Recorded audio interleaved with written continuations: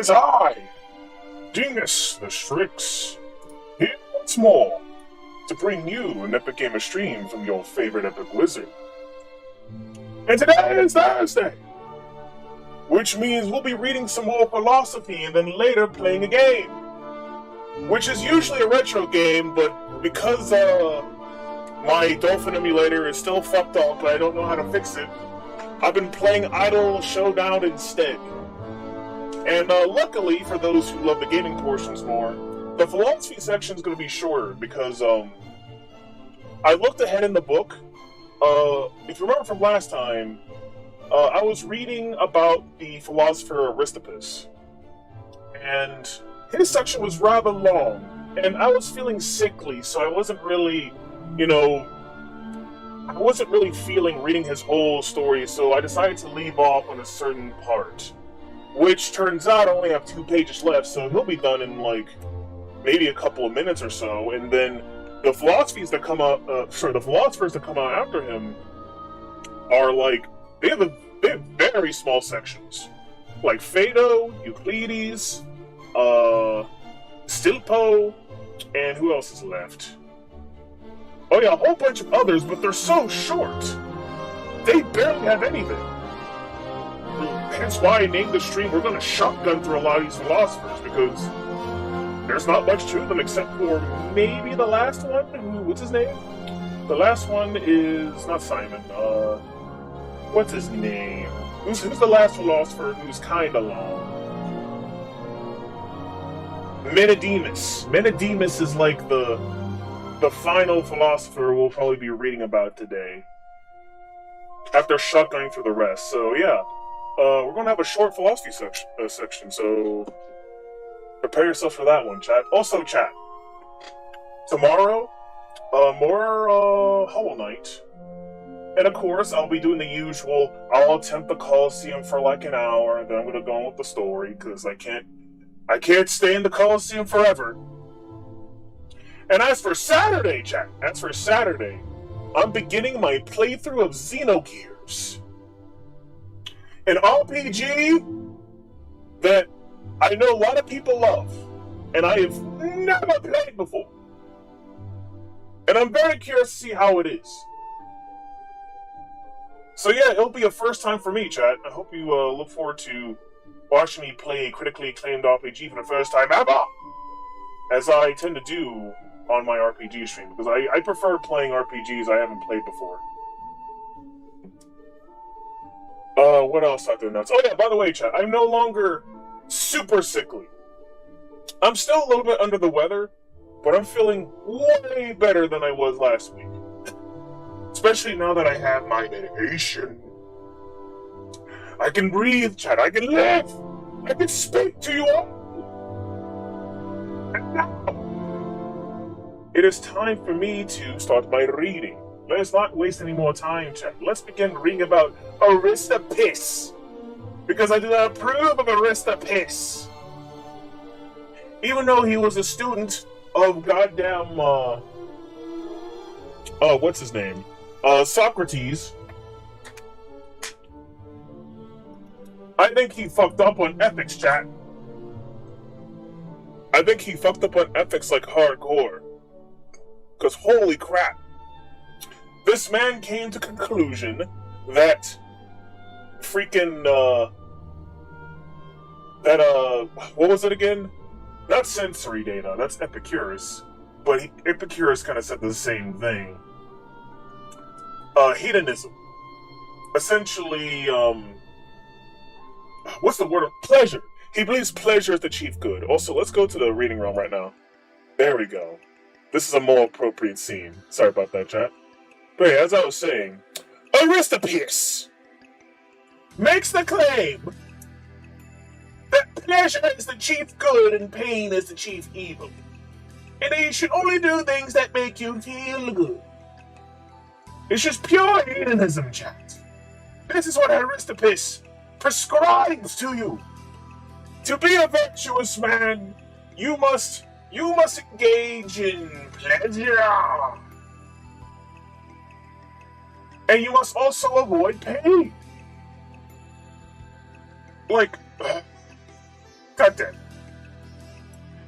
It's shameful that such an absurd man was a student of the well-renowned Socrates. Well, it's just one bad egg, chat. All the philosophers are pretty base. So despite AristiPISS being cringe, I will still read from the book of... Actually, no. I think I'm going to read from the book of cringe until I'm done with AristiPISS. There we go. Until I finish reading AristiPISS, I will not stop reading from the book of cringe until I'm done. Because AristiPISS deserves it. He is cringe! Wait, hold on. That's a badass quote from Xenophon. Because we didn't get a good quote from goddamn Socrates. From AristiPISS. That's right. So there is no quote. Okay, let's see here. Oh yeah, by the way, chat, we're currently reading The Lives and Opinions of Eminent Philosophers by Diogenes Laertius. That's the book I've been reading. Sorry for not clarifying that earlier. And essentially, I pretty much gone over the main idea of AristiPISS, chat. AristiPISS is... I just full-heartedly just disagree with AristiPISS. Which is funny because on my own time, I've read about other philosophers that are kind of similar, like Epicurus, who also believes that pleasure is the chief good and pain is the chief evil. But he's a little bit more rational in how he relays his information. He, essentially, not to go too much into Epicurus, but essentially Epicurus is a ethical empiricist. And he does make some good arguments as to why sensory data, or rather our ability of using our sensories to figure out what is good and what is evil. So I have some respect for Epicurus in that regard. Even though he does preach hedonism, it's not selfish. He does try to somehow make hedonism altruistic, which is weird in itself, but I see where Epicurus is coming from. Whereas with AristiPISS, it's just like, nah. Whatever kind of dopamine you feel in your mind, that is what you should be doing. You are doing a good thing. You are being a virtuous man, a wise man, according to AristiPISS. But I digress. Let's finish up AristiPISS, and then let's shotgun these goddamn philosophers so I can play some goddamn Idol Showdown! Also, by the way, chat, is Stream Elements okay? It didn't say I was going live. It says I'm now live, but it didn't say me in particular. And it didn't say what I was streaming. I think Stream Elements broke. I don't know what's going on with that, but we're gonna ignore that. And we're going to begin our reading right now. So listen. Okay, chat. So just to do a little quick TLDR what happened last time with AristiPISS, more so than I already have. I essentially talked about his life and how people perceived of him. Most people thought he was a charlatan, to be honest. He was a very in-your-face man. Probably not as much as Socrates, but still very in-your-face. And very hoity-toity. And definitely all about that pleasure life, you know. He also didn't like his son. For some reason, I don't know. He kept joking about selling his son into slavery or some shit. He also excused hoeness, which I immediately disapprove of.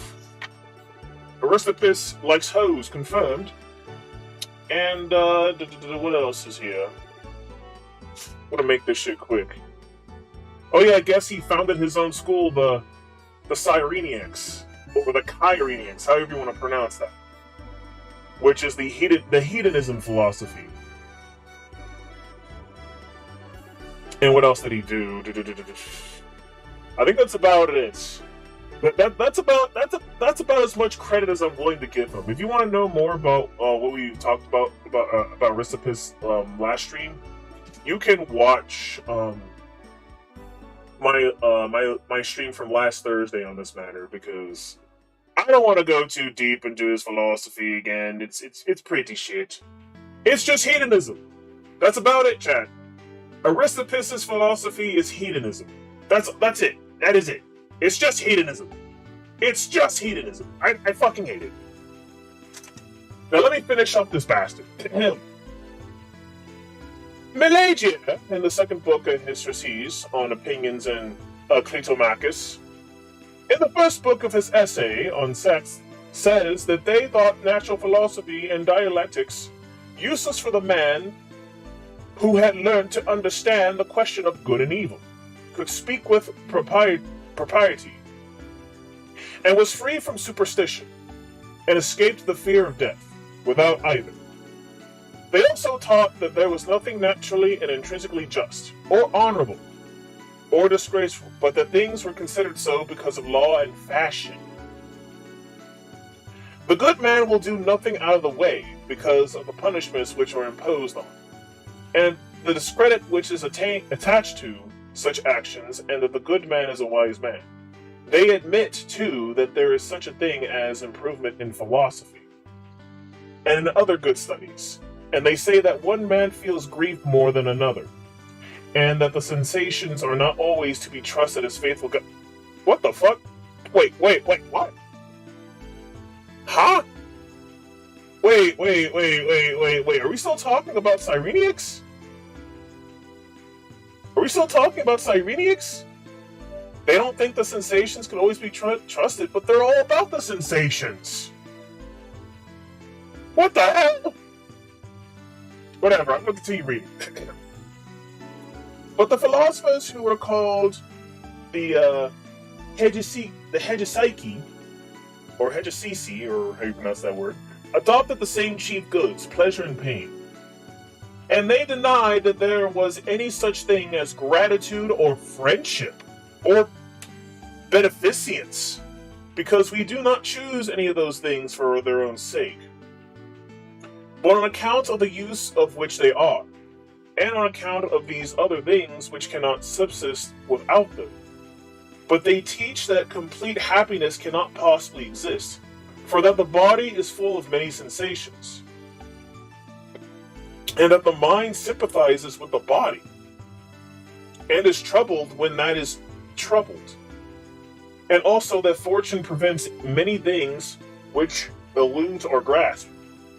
Moreover, that both life and death are desirable. They also say that there is nothing naturally pleasant or unpleasant, but that owing to want or rarity or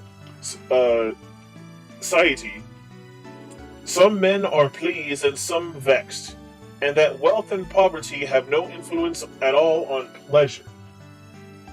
For that rich men are not affected by pleasure in a different manner from poor men. In the same way they say that slavery and freedom are things indifferent, if measured by the standard of pleasure, and nobility and baseness of birth, and glory and infamy. They add that for the foolish man it is expedient to live, but to the wise man it is a matter of indifference, and that the wise man will do everything in his own sake, for that he will not consider anyone else of equal importance with himself. And he will see that if he were to obtain ever such great advantages from anyone else, they would not be equal to what he could himself bestow. They excluded the sensations, inasmuch as they had no certain knowledge about them, but they recommended the doing of everything which appeared consistent with reason. I highly doubt. I highly doubt the Cyrenaics cared about reason, but that's just about me. They asserted also that errors ought to meet with pardon, for that a man did not err intentionally, but because he was influenced by some external circumstance, and that one ought not to hate a person who has erred, but only to teach him better. They likewise said that the wise man would not be so much absorbed in the pursuit of what is good as in an attempt to avoid what is bad, considering the chief good is to be living free from all trouble and pain, and that this end was attained best by those who looked upon the efficient causes of pleasure as indifferent. Huh? What? Huh? So what, the Cyrenians view pleasure as something to be viewed as something indifferent? What are you talking about? AristiPISS, what do you mean by this? First you're talking about pleasure being the chief good, and now you're saying pleasure should be viewed as indifferent. What is it? What is it? Is pleasure something we should try to strive for, or is it something we should avoid, or is it something we should view as indifferent? Is AristiPISS saying this, or is someone else saying this? Because we're still on AristiPISS right now. Anyway, I'm gonna move on. The Anicereans. I am saying that wholly wrong. I apologize, chat. The Anicereans,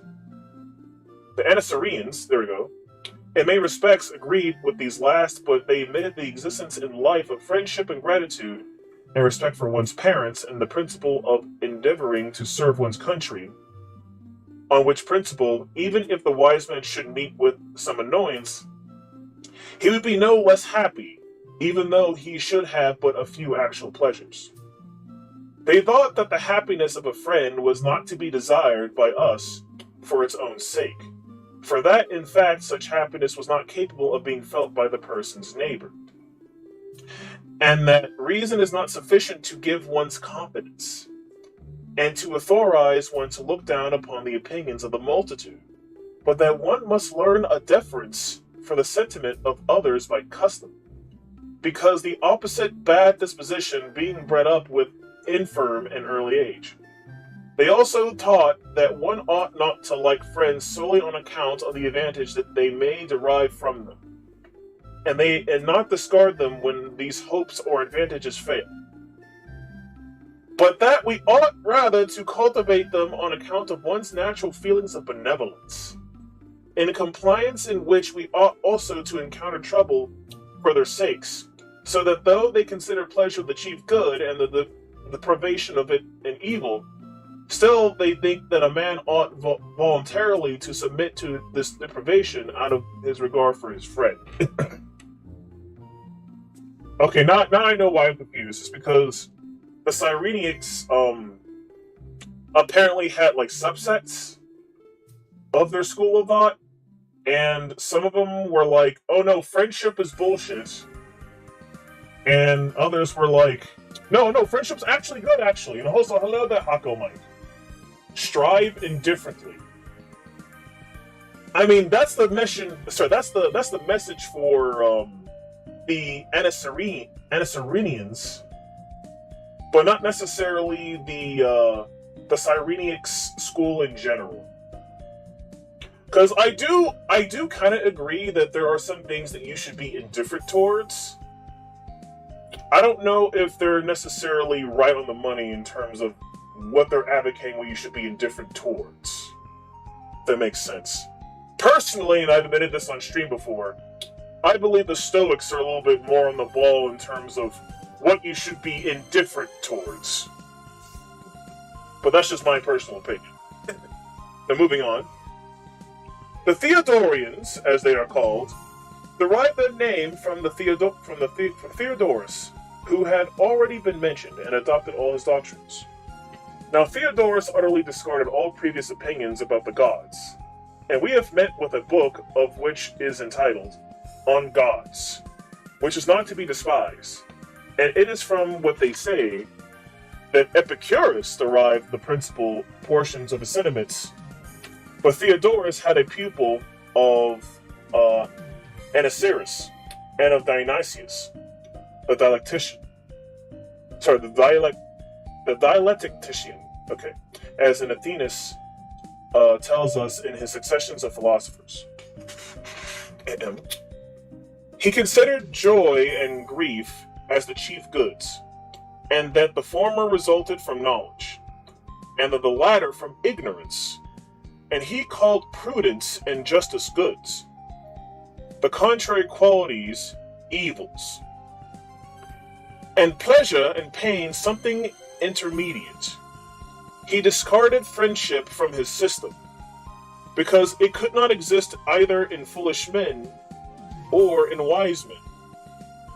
For that in the case of the former, friendship was at an end the moment that the advantage to be derived from it was out of sight, and that the wise men were sufficient for themselves, and so had no need of friends. He used also to say that it was reasonable for a good man not to expose himself to danger for the sake of his country, for that he ought not to discard his own prudence for the sake of benefiting those who had none. And he said that a wise man's country was the world. He allowed that a wise man might steal and commit adultery and sacrilege at proper seasons, for that none of these actions were disgraceful by nature.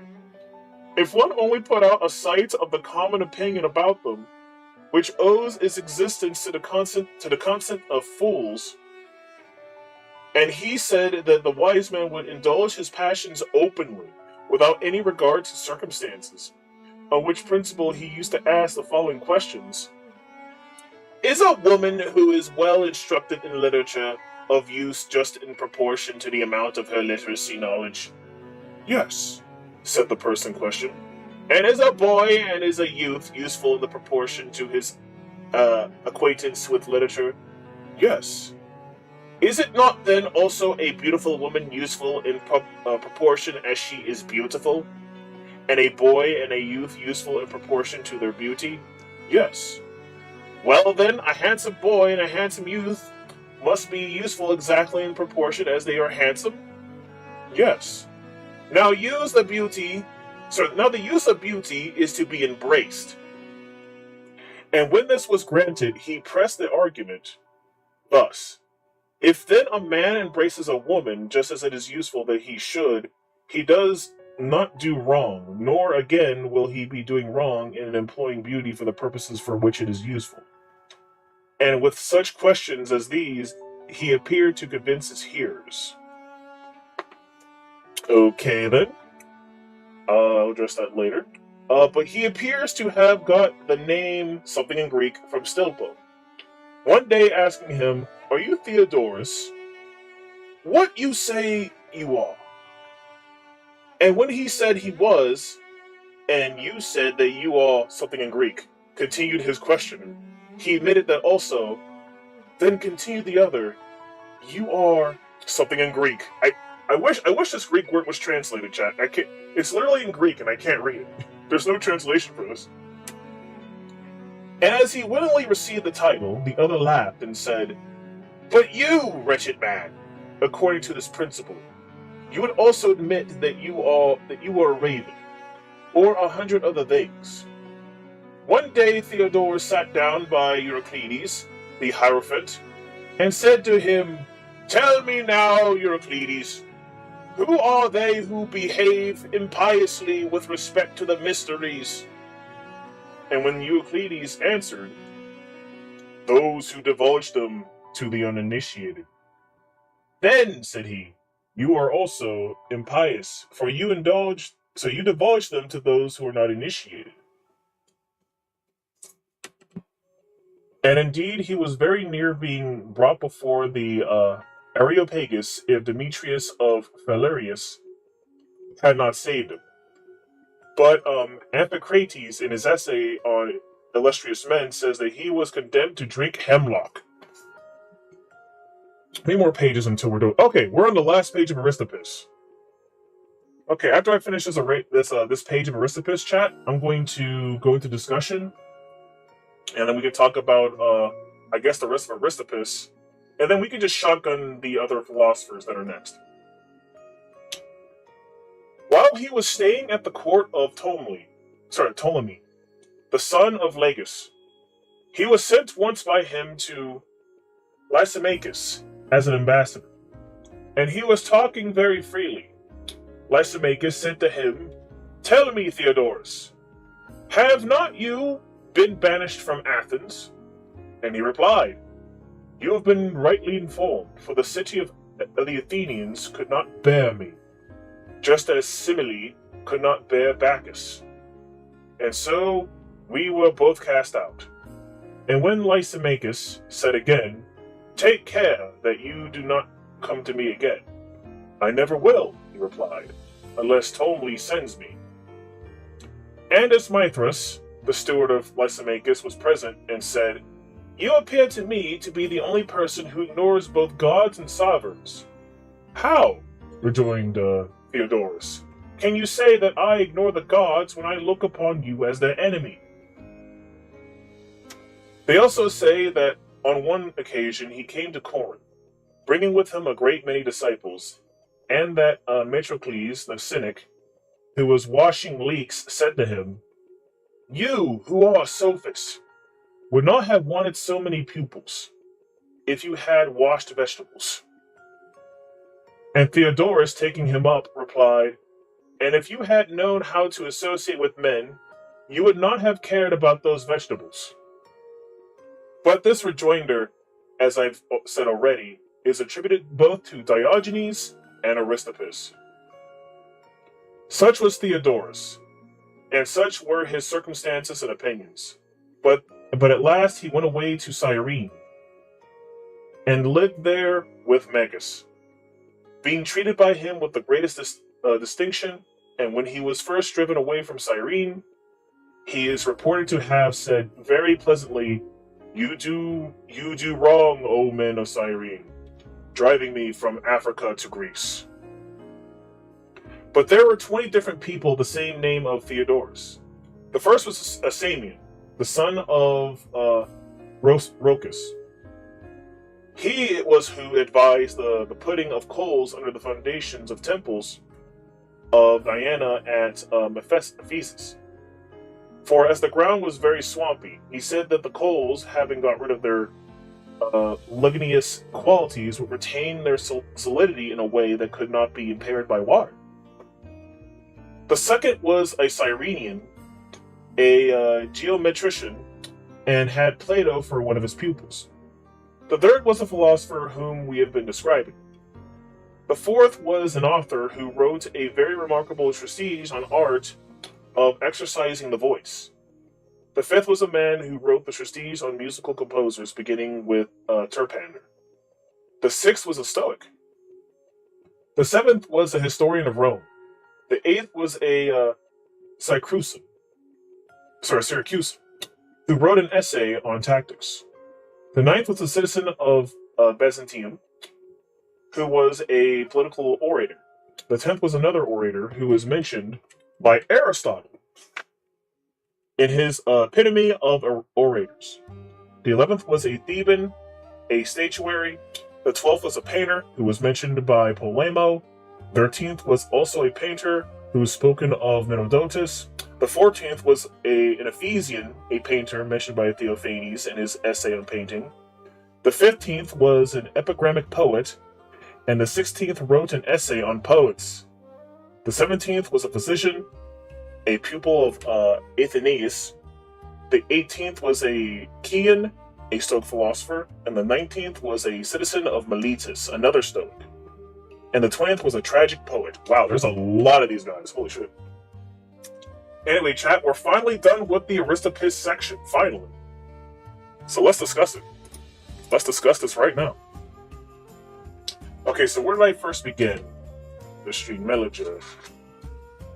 Honestly, it kind of seemed to shift away from AristiPISS, because after we talked about AristiPISS's general philosophy, it seemed to kind of segue into some of AristiPISS's students, or at least people who had similar schools of thoughts to AristiPISS, but had some points of contention that were a bit different.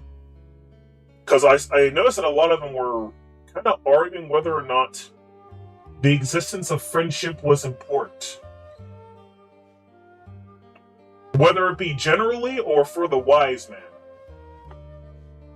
And I don't know how I feel about friendship not being, viewed as something that is precious or at least integral to the human experience. I find that a little bit odd. What do you believe? What do you think, Chad? What do you think about this? What else did they say that was kind of rather off? Something about gratitude also not being something that is indifferent, which I can kind of see the argument for. Well, no.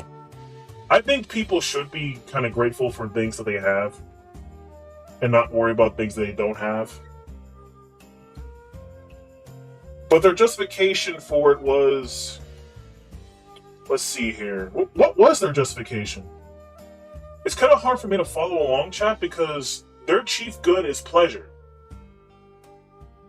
And for a philosophy that believes that the chief good is pleasure, you would think that they would believe in such things such as, well, altruism, right? Isn't altruism the feeling of like goodness from doing good acts or something? Or is it more so just a practice? I can't remember if altruism is the feeling you get or if it's just the act. Hold on, let me look that up real quick. Is it the act or is it the feeling of the act? Okay, so it's just the act, never mind. It's just the act, it's not the feeling of the act. Though I do believe last stream, and by last stream I mean last Thursday, there was mentioning of altruism not being as highly valued by the Cyrenaics. Because of the wise man delivering more value to himself than anything else. Did I hear that correctly? Yes, you did. Yes, you did, Hako Mike. Because the Cyrenaics, according to the Cyrenaic philosophy, all that really matters is hedonism. What makes you feel good is the right thing to do, according to core Cyrenaic philosophy. Now, if you follow me on Minds or Twitter, you probably saw a post of mine by saying that AristiPISS and his school are foolish, and I full-heartedly believe they are foolish. There's a reason why I'm reading the Book of Cringe right now. I mean, goddamn, at least Epicurus. At least Epicurus doesn't deny doing good for others, which is a no-brainer. Even though Epicurus also believes that pleasure is the chief good, like, he believes in hedonism, but he also believes that, helping other people feel good too is something a good person would do. Whereas the Cyrenaics are just like, nope, it's just for you. It's just for you. Everyone else's feelings are indifferent. You should be indifferent to their feelings. They do not matter. All you need to do is just seek pleasure and avoid pain, and you are being a good person. According to Cyrenaic philosophy. I do not like the Cyrenaics at all. I have some critiques of Epicurism, but you know what? There are some rational things about Epicurism that I can get behind. Even though I disagree with their ethics. I actually agree on Epicurus' natural philosophy, but not so much their ethics. But they're way better than Cyrenaics, holy crap! And then, of course, like I mentioned before, you have subsets of Cyrenaics, like the Anasyrians and whatever Theodorus believed in. And it just seems to be all over the place. And it still just amazes me that AristiPISS was a student of Socrates. Because Socrates was... Like, I'm not going to say Socrates' view on ethics were... without criticism, but at least he got the general idea of what it means to be, virtuous, I would say. So the self becomes the ultimate source of pleasure, which in some ways makes sense, but implies that nothing external can compare. Probably not apparent, yeah. Pretty much. It kind of just disregards others. Which, what's the word? What's the word where you kind of, not narcissism. Narcissism is not the word. There's another word I'm thinking of. I think it's solipsism? Solipsism. Solipsism? Is that the word? Solipsism. Hold on, let me look up solipsism real quick, chaps. I think the word I'm thinking of is solipsism. Solipsism. Solipsism. Is that the word I'm thinking of? Yeah, the philosophical idea that only one's mind is sure to. Okay, no. So it's not exactly solipsism, but it's kind of like solipsism, where you kind of acknowledge that only your mind exists. But I guess in the Cyrenian case, it's more so the others don't necessarily matter as much as yours do. Which, no, I'm sorry, AristiPISS, but I think you were a failure of a student of Socrates, because Socrates had many great students. He had Xenophon, and he had Plato, and probably many others. But then he has AristiPISS that no one really likes, and for good reason. But anyway, I'm kind of done talking about AristiPISS, honestly, chat. I kind of want to move on from him. I kind of want to start shotgunning these other philosophers because, like I mentioned before, the next philosophers that are up next, they all have very, very short sections. They're so short, we're barely going to know anything about them. Like, I kid you not, a lot of these are just paragraphs, or maybe, if they're lucky, one page. Like, next is Phaedo, and Phaedo is literally a couple of paragraphs.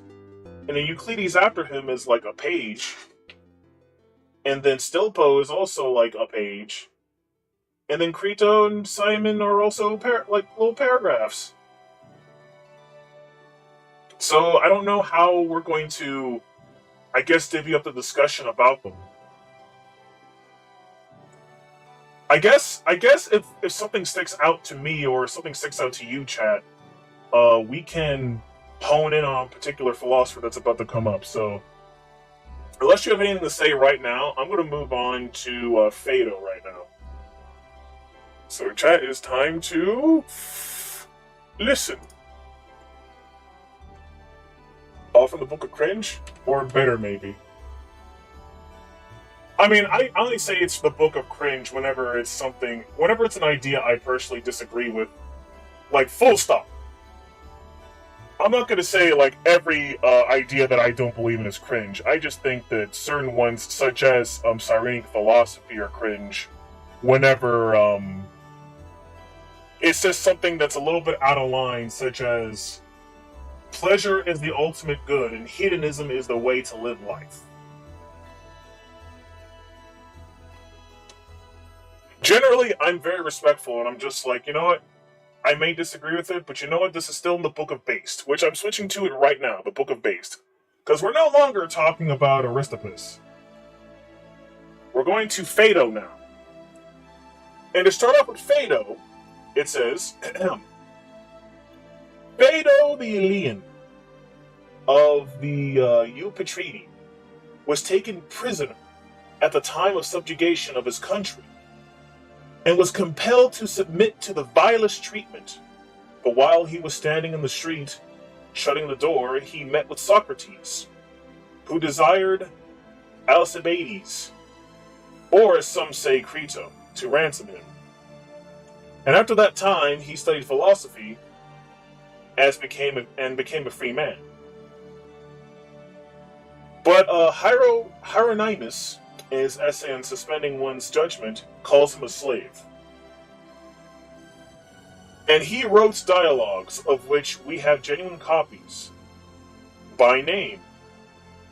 Zopyrus, Simon, Nicias, but the genuineness of this one is disputed. Medius, which some people attribute to Aeschines, and others to Polynaeus, Antimachus, and the elders. This too is disputed one. The Scythian discourses, and these too some attribute to Aeschines.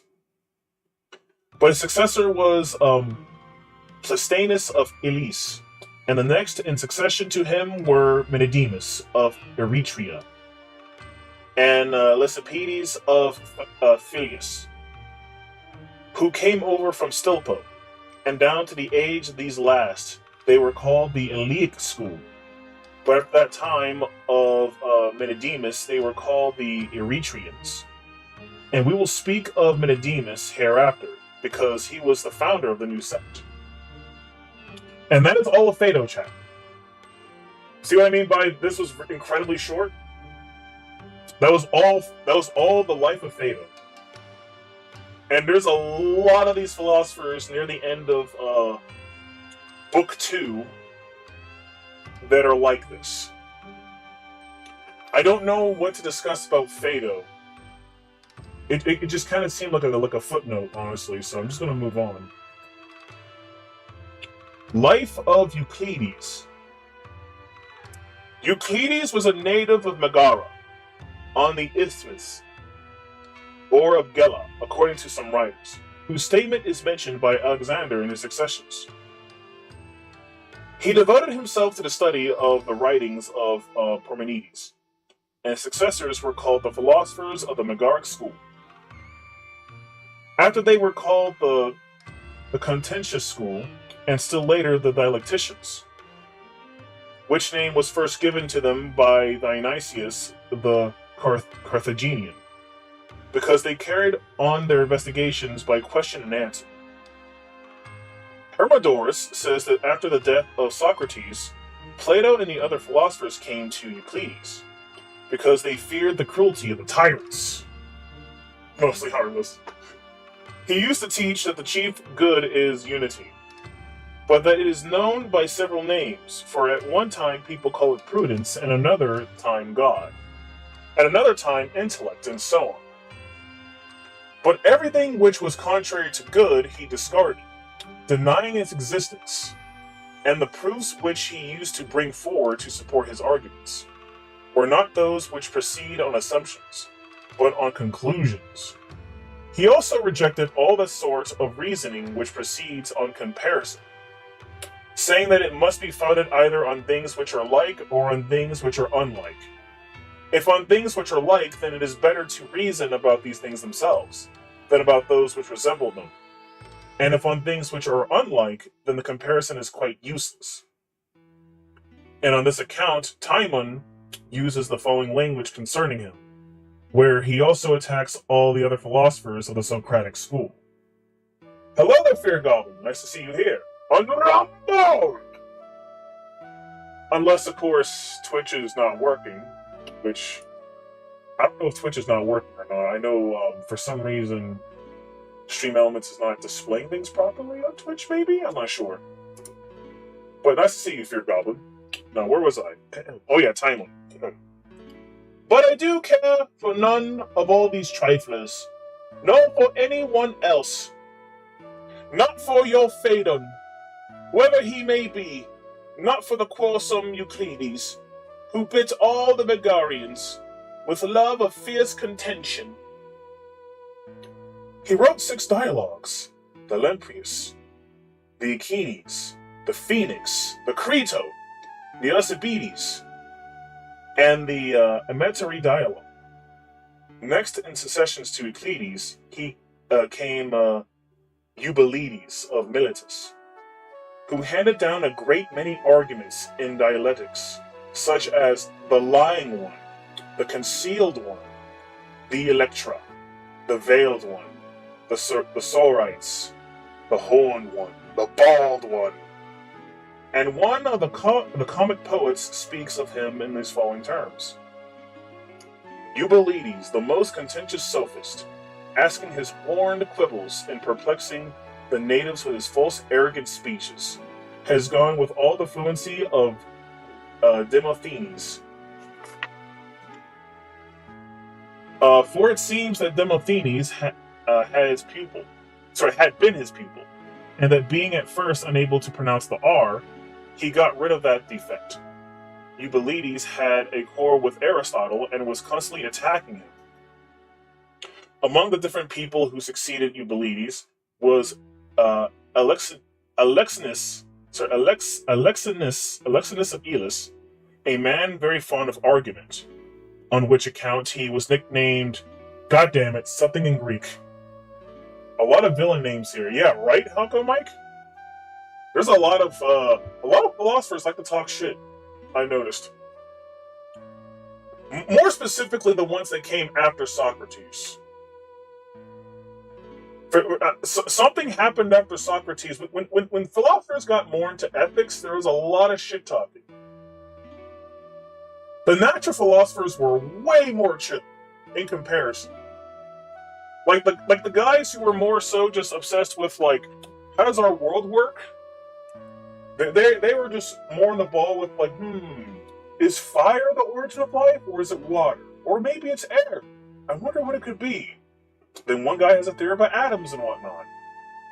And then after Socrates talking about virtue, now you got these guys going at each other's throats, talking about this is the right way to live life. It's kind of funny. Now, where was I? I lost track. Oh yeah, that's right. Eubulides got nicknamed something in Greek.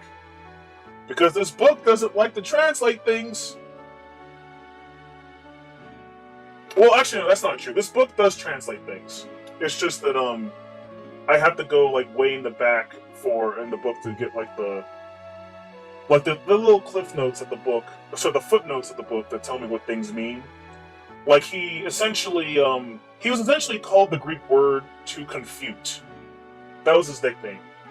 Confute. Well, it's not, the Greek word's not translated in a way in which I can verbalize it, you know? Because I don't speak Greek, chat! But anyway, he had a special quarrel with Zeno, and Hermippus relates of him that he went to Ilus to Olympia and studied philosophy there. And that when his pupils asked him why he lived there, he said that he wished to establish a school which should be called the Olympic School.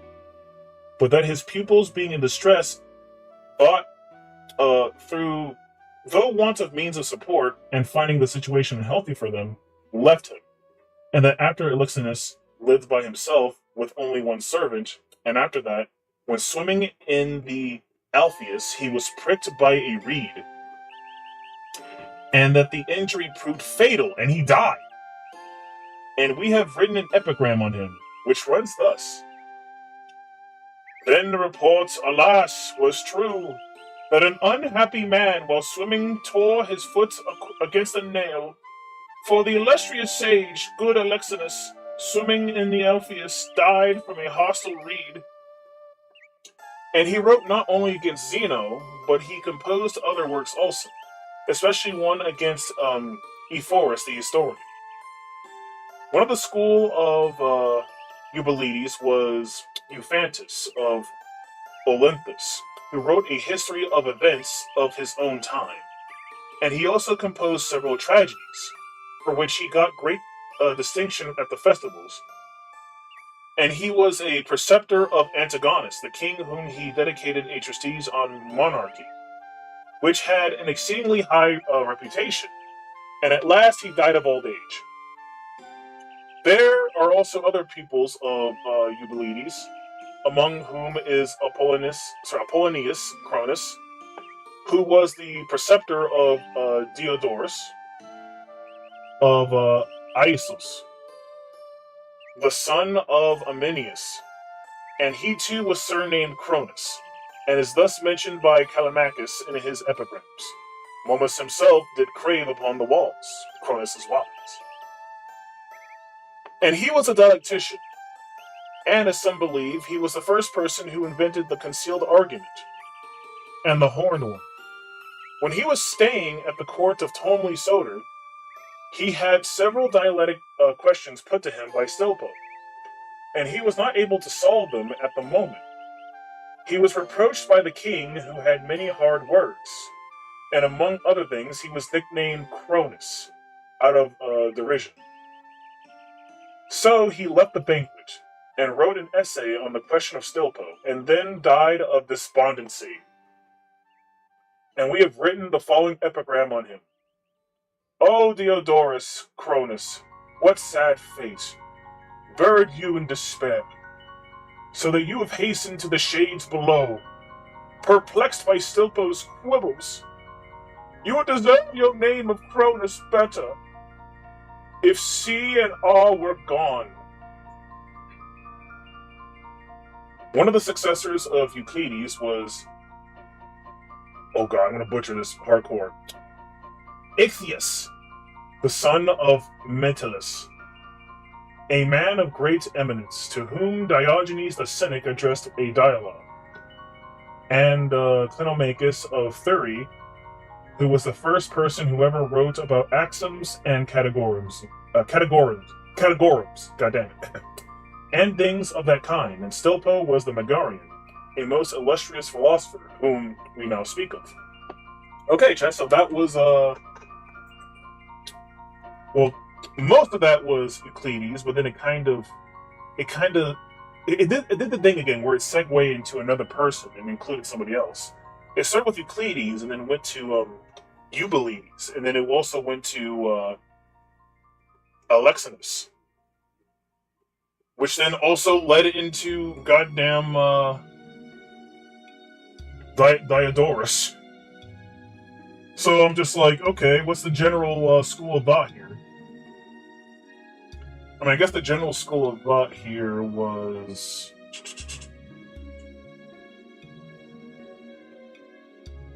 I guess, how to argument, or am I missing that? Am I missing that up?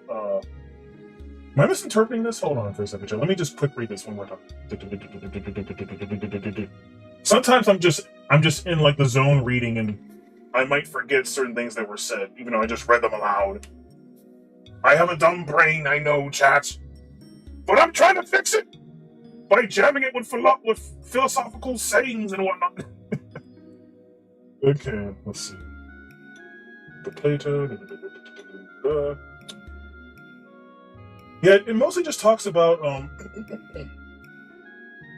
dialectics for the most part,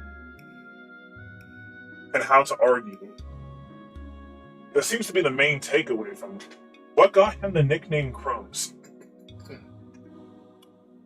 Which person? Are you referring to oh, sorry, Diodorus Cronus. Diodorus Cronus. He was surnamed Cronus because, does it say? Wait, does it actually say? Hold on. Two surnamed Cronus. Oh wait, hold on. I think, would that be like ironically calling someone Sherlock? Perhaps. But I think there's actually a good reason as to why he's called Cronus. Eubulides among them, because Eubulides had another student named Apollonius Cronus, who was the preceptor of Diodorus, the son of Amminus. Okay, I think it just happened to be so that Diodorus's last name was also Cronus, but he's not in any way, shape, or form related to Apollonius or Apollonius. Thought it was a failure that caused it. No, I think that's just his actual name. Oh wait, hold on. Oh no, you're right. You are correct. He was nicknamed Cronus out of derision. Sorry. That is why he was surnamed Cronus.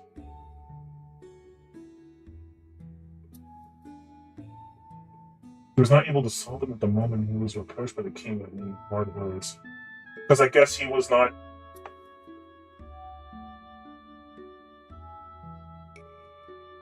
I'm sorry, chat. I'm like hardcore reading right now. Wait a minute, what the hell? So he was nicknamed Cronus because he had a tough time solving the dialectic questions that Stilpo gave him, if I'm reading this correctly.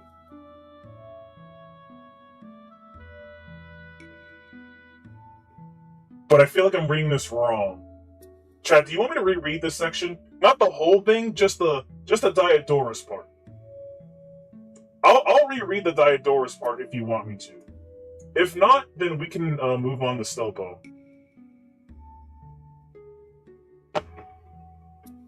Okay, let's see here.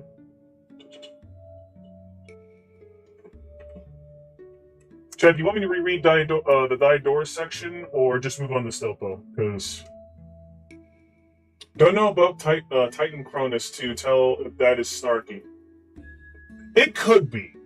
It could be. That's the thing. I don't know either.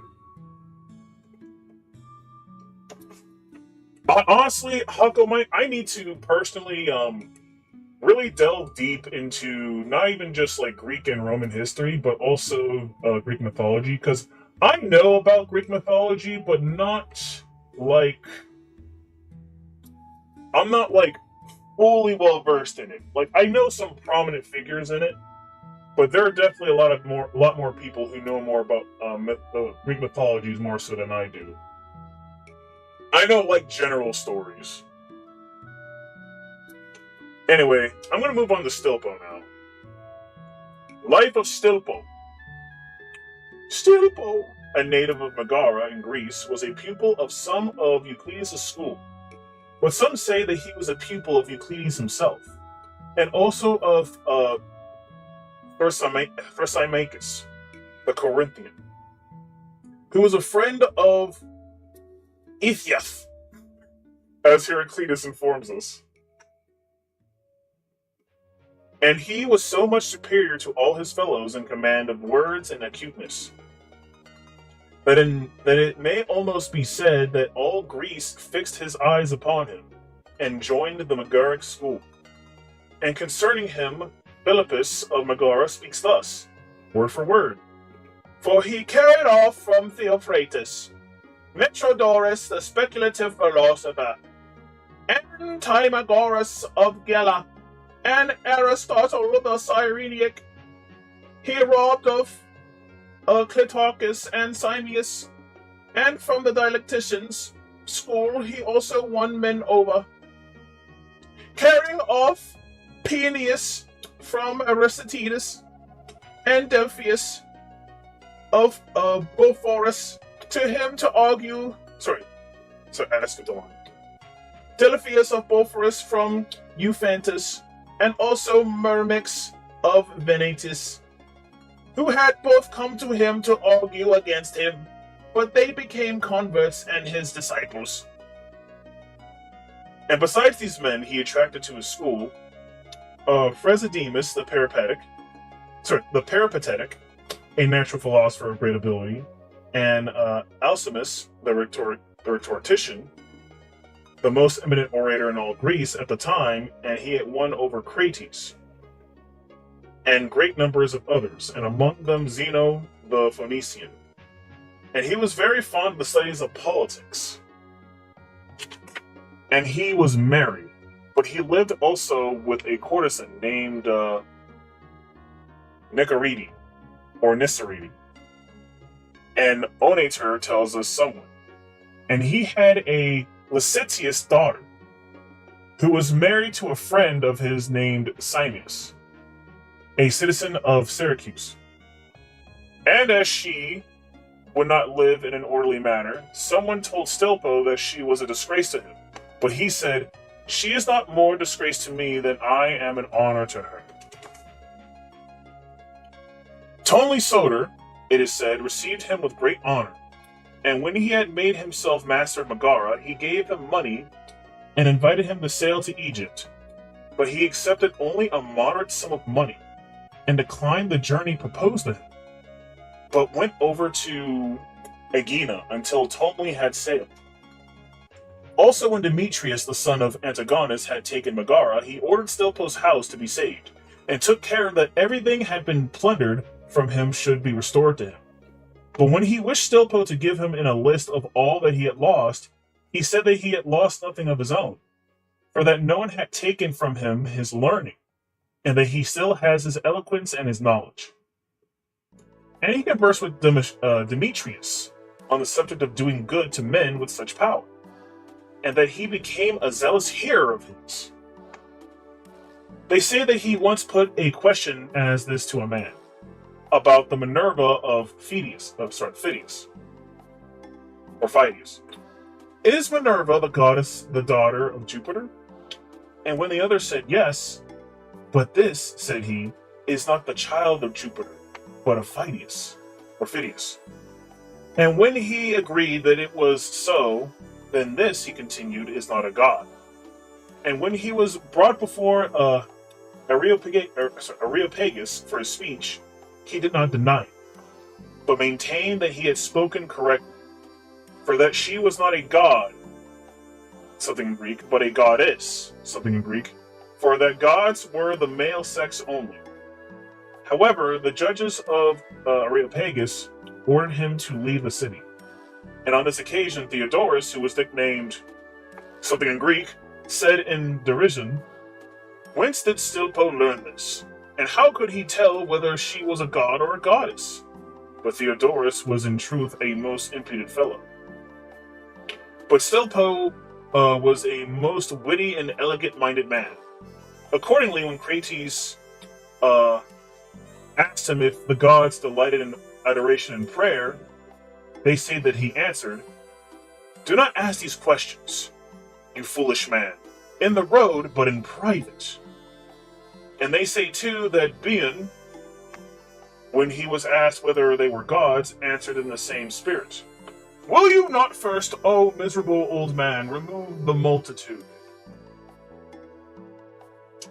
The shame slash the honor.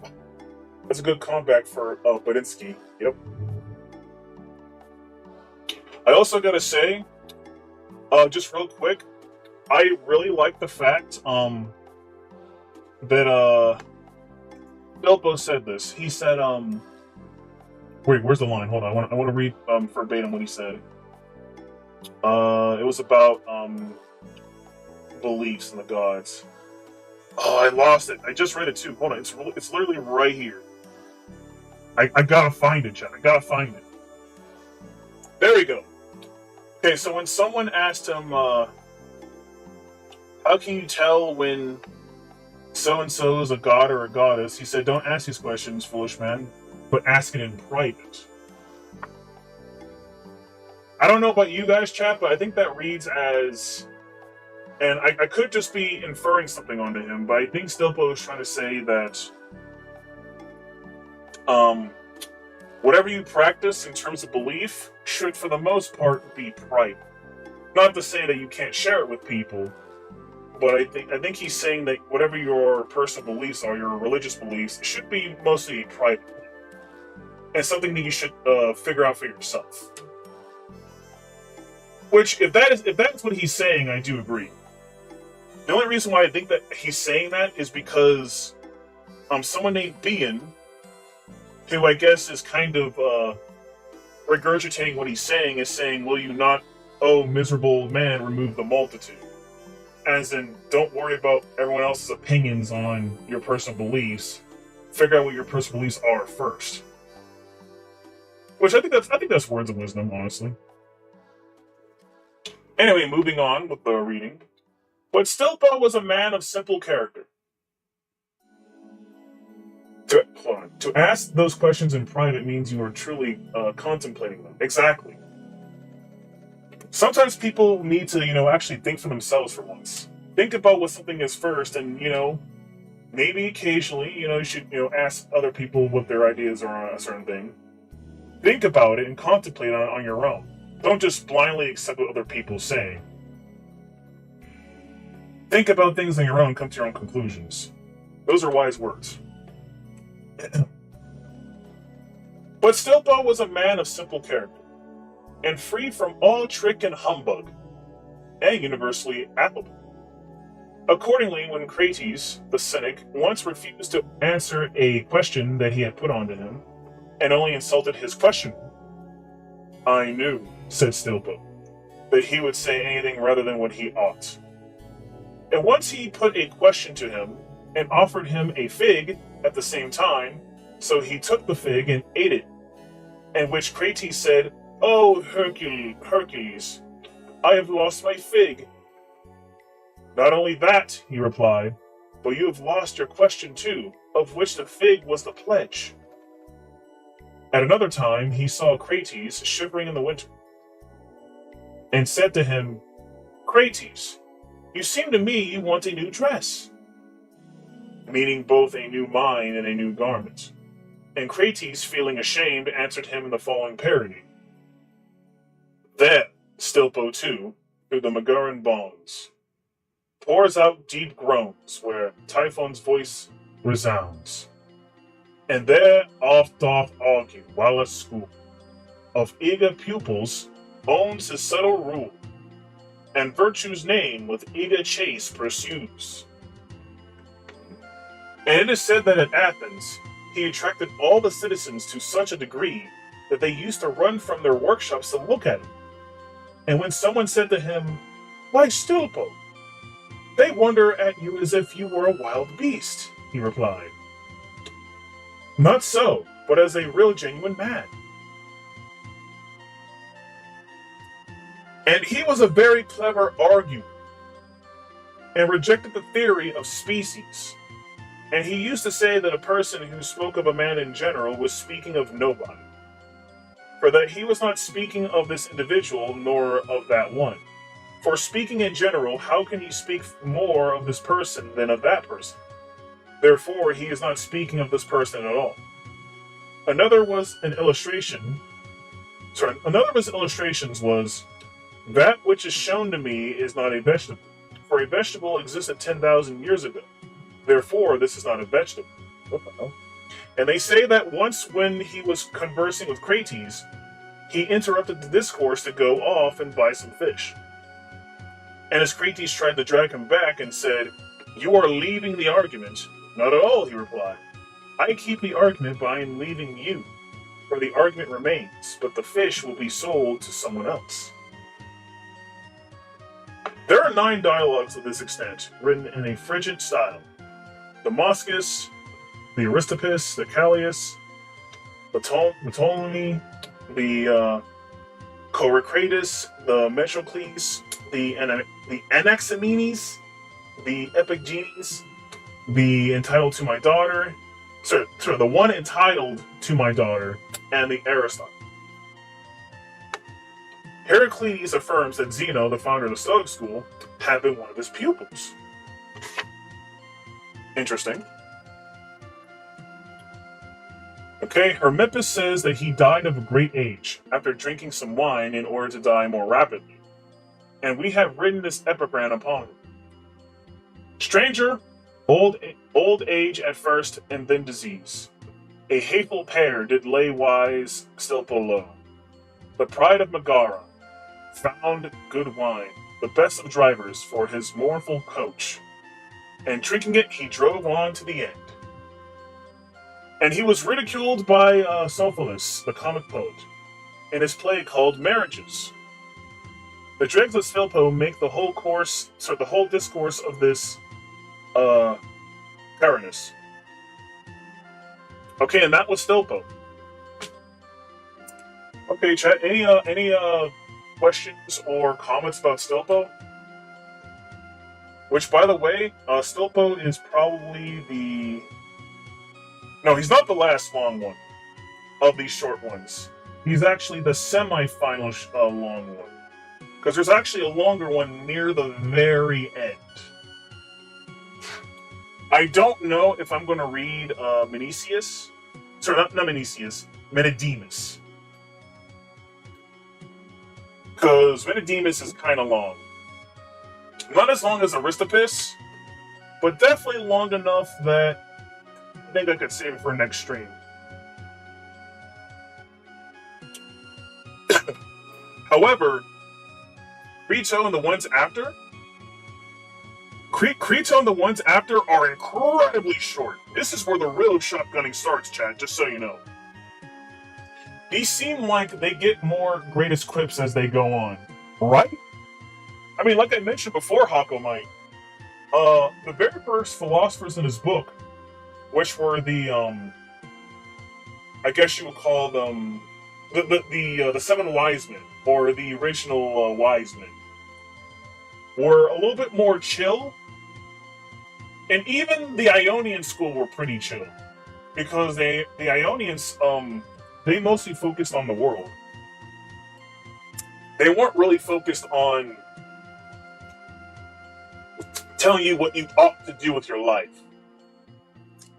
And I don't know what it is, but I guess when you tell people what they ought to do, they're there comes a little bit of, not necessarily animosity, but some philosophers get a little bit disrespectful. And it's pretty funny, I gotta say. It's pretty funny. Oh god, I'm coughing again. Well, I did say that I'm still a little bit sick, but I am getting better. Definitely better than when I was last time. But yes, it's all about those quips, Hako Mike. These philosophers love to talk shit about each other. Though it does seem like Stilpo and Crates, they seem to be more... How do I put it? I don't think they were enemies. I think they were more frenemies. That's kind of the vibe I'm getting from these two. Like, they give each other shit because they don't agree with each other, but they like challenging each other. That's kind of what I'm getting from this book. Anyway, chat. That was a small discussion in regards to Stilpo. Yeah, I'm going to shotgun this now. And then we're going to leave off on Menedemus for next week. Time to shotgun! Starting with Crito. Life of Crito. Crito was an Athenian. He looked upon Socrates with the greatest affection and paid such great attention to him that he took care that he should never be want of anything. His sons also were constant pupils of Socrates, and their names were Critobulus, Hermogenes, Epigenes, and Ctesippus. Crito wrote 17 dialogues, which were all published in one volume, and I subjoin their titles. That men were not made good by teaching on superfluity, what is suitable, or the statesman, on the honorable, on doing ill, on good government, on law, on divine beings, on art, on society, Protagoras, or the statesman, on letters, on political science, on political science, on the honorable, on learning, on knowledge, and on science, and what knowledge is. And that's all of Crito. That's literally all of Crito, chat. I read all of Crito just like that. Epic rap battles and togas. Yeah, kinda. Hako Mike. That's just kind of what went down. There were lots of debates held back in those days. And they could have been debates about anything. Not even just about ethics, but even about how we should speak. How to dialect properly. How to use rhetoric properly. They focused on a lot of those things back then as well. Moving on to Simon, who's next. Simon was an Athenian, a leather cutter. He, whenever Socrates came into his workshop and conversed, used to make memorandums of all his sayings that he recollected. And from this circumstance, people have called his dialogues leathern ones. But he has written 33, which, however, are all combined in one volume. Oh god, is he... Okay, Laertius, are you just naming all his books? You're not even talking about the philosopher! You're just naming their works and calling it a day! Is there nothing of value to talk about Simon? We're just gonna name the titles of every book he wrote, and then something such? Hold on, where are his books? On the gods, on the good, on the honorable, on what honorable is. The first dialogue on justice, the second dialogue on justice, on virtue, showing that it is not to be taught. The first dialogue of courage, the second, the third, on laws, and on the art of guiding the people, on honor, on poetry, on good health, on love, on philosophy, on knowledge, on music, on poetry, on what is honorable, on teaching, on conversation, on judgment, on the existent, on number, on diligence, on activity, on covetousness, on covetousness, on insolence, on the honor. How many books on honor has he written? Jesus Christ! Some also add these dialogues on taking counsel, on reason and suitableness, on doing harm, or Are these just based on notes from things Socrates said? Probably. I mean, all these guys are, well, maybe not all of them, but they're either direct students of Socrates or they are students of Socrates. So to answer your question, Hako Mike, yes. They're all just notes and books about what people have learned from Socrates, given that Socrates is kind of the progenitor of ethical philosophy in the Western world. Now, where was I? Oh yeah, he is, as some people say, the first writer who reduced the conversations of Socrates into the form of dialogues. And when Pericles offered to provide for him and invite him to come to him, he said that he would not sell his freedom of speech. Okay, that's kind of based. There is also another Simon, who wrote a treatise on I can't read today, chat. Holy crap. Oratorical art, and another who was a physician in the time of Seleucus Nicander, and another who was a statuette. Okay, and that is all of Simon. I'm just going to move on to Glauco now. Or Glauco.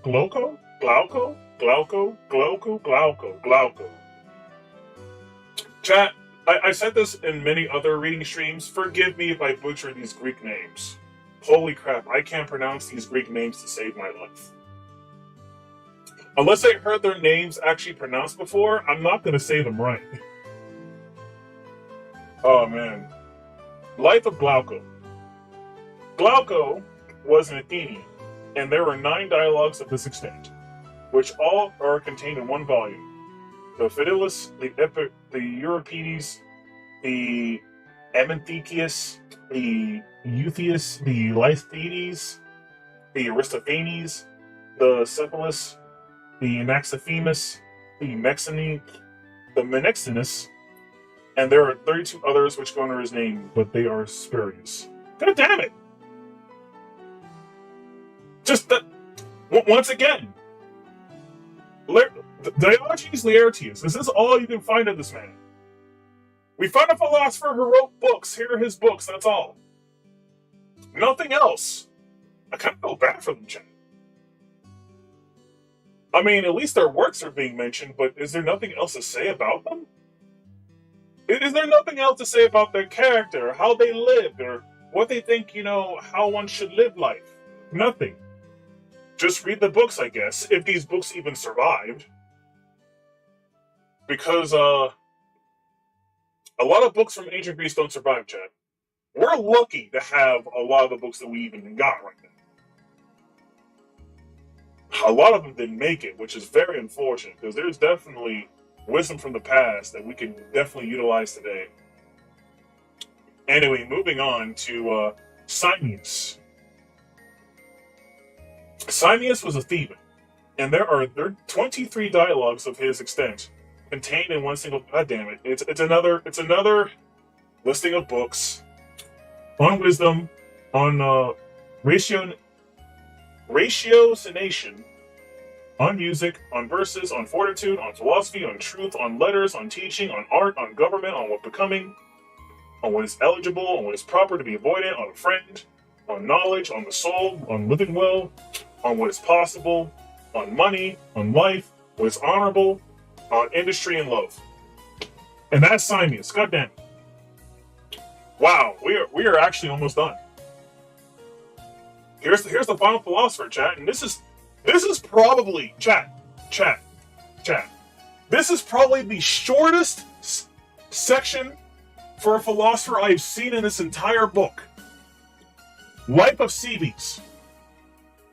Cebes was a Theban, and there are 3 dialogues of this extent. The Tablet, the 7th, and the Phrynicus. Done. We're done with them. That's it. That's all that can be said about him. What the fuck? That was barely anything. This man had 2 sentences.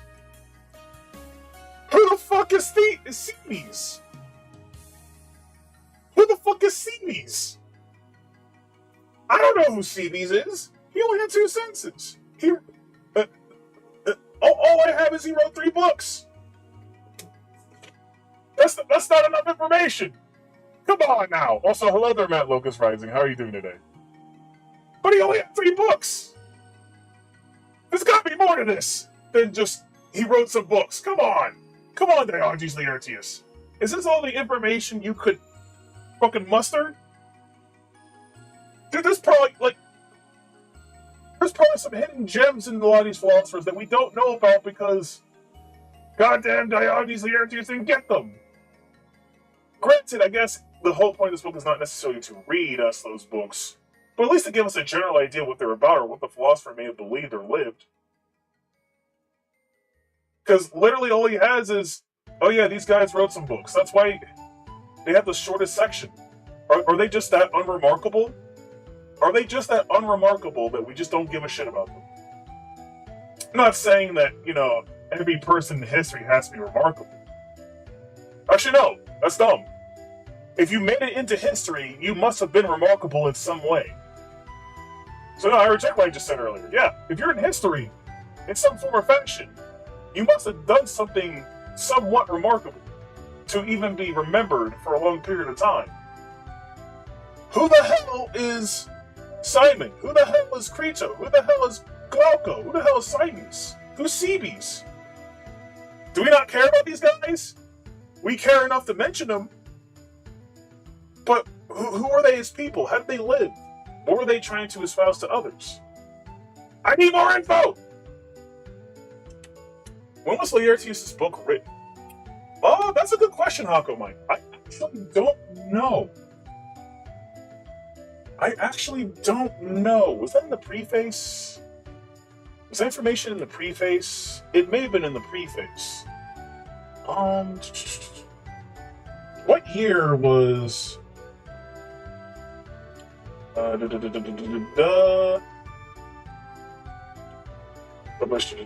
18.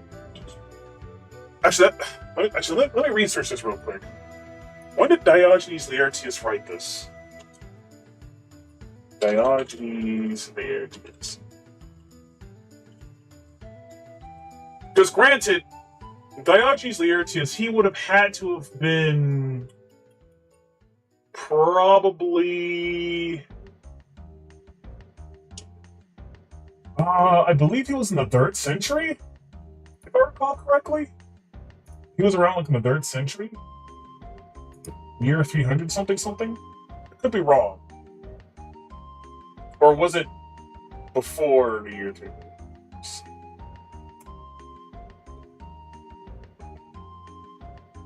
Okay, so I'm researching online a little bit. He existed sometime, or at least he published a book sometime in the 3rd century. So that's approximately how old he is. So obviously, Laertius wasn't really, around during those ancient Greek times, or hell, even ancient Roman times, possibly. But actually, maybe he may have been around Roman time. I'm not sure, but he's still early on in history enough to where he probably could have had access to those works of the philosophers. He's mentioning the works right now. So the issue isn't necessarily the works themselves. It's more so, I guess, getting any information about who they were as people. Which, he managed to get information about Thales, of all people. And Thales is old as fuck. Thales is like one of the oldest philosophers we know. If not the oldest philosopher that we know of. I don't even think we know any philosopher older than Thales. Unless there's a philosopher that I don't know about, or a philosopher I do know about, that I'm just messing up the chronological order in which these philosophers existed. Actually, what was if I type in oldest philosophers? What will I find? Oldest philosopher, we'll say. Who is the oldest philosopher? It's gonna be Thales, right? Yeah, it's Thales. Yeah, Thales. Thales is the first philosopher that we know about. Hell, he could have potentially been the first philosopher. But it had been long enough that maybe some of the details have been lost. You know what? That's also true, Hako Mike. We don't really know exactly what went down way back when. Some crazy shit must have happened way back then. That, maybe there were like religious attacks where, libraries were attacked with all this knowledge and they were destroyed or book burned and works were lost forever. That stuff definitely happened way back when. Like, who knows what the circumstances were that made a lot of people's works lost. But it is what it is, chat. It is what it is. And also, chat, like I promised, I'm not going to read Menedemus today. I'm going to save Menedemus for next Thursday, or potentially next Wednesday, depending on how I get things going with my streams. And then we're going to read Menedemus and then Plato. Yeah. Oh, yeah. Yeah, we're definitely reading Menedemus next week. This is long as fuck. I want to play Idol Showdown now, chat. Let's get to playing Idol Showdown. So I'm going to bookmark this. There you go, chat. We shotgunned through a lot of philosophers because they barely had anything to say. Or if they did, not much was written about them. This was a ton of fun, but I gotta go. Thanks. Well, thank you for showing up, Hako Mike. I hope to see you again some other time. Anyway, chat, it's time to play some Idol Showdown! After the break, of course. Give me a little bit, like a 5-minute break, and then we'll get to playing some Idol Showdown, playing some Hololive Throwdown, if you will. Anyway, BLB, chat, BLB!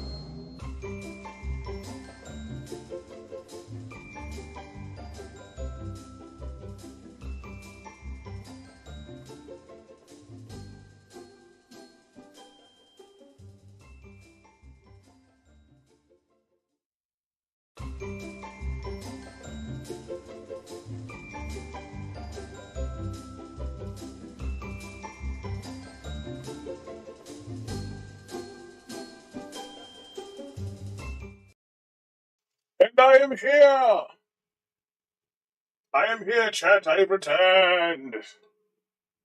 Also, let me hide that. There was no insightful quote from today's stream because it seems like there wasn't that many philosophers to really get a quote from. Because I'm definitely not getting an insightful quote from AristiPISS or any of the people who follow him. And as for who are the others? I don't even remember the others' names except for Stilpo. I remember Stilpo. Stilpo's cool. Stilpo's cool. I'd say give some props to Stilpo. You know, I probably could go back and get Stilpo his quotes, but nah. I'm just ready to play right now, so let's play. First, let me get the game screen to actually show up. Okay, game screen. Uh-oh. Hold on, chat. I think the game's doing the thing again where it's not going to play the sound for some reason. I'm going to reboot the game. You can't see it yet because I haven't made it visible yet, but it's going to be visible soon. Let me just restart it.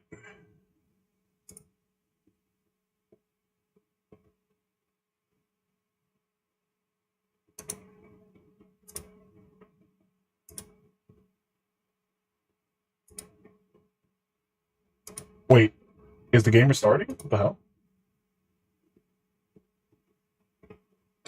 Oh, okay, so it restarted. Is there sound? Is there anything? Okay, you should hear it. Okay, it kind of turned off, but it'll turn back on the moment I go to it. Now let me just. There we go, and show yourself, damn it! Show it! There we go. Did the sound go away again? What the hell? Hold on, chat. Let me do this one more time. I'm gonna do this one more time. You will goddamn show yourself.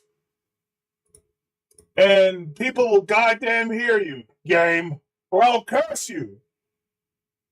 I will curse you, damn it.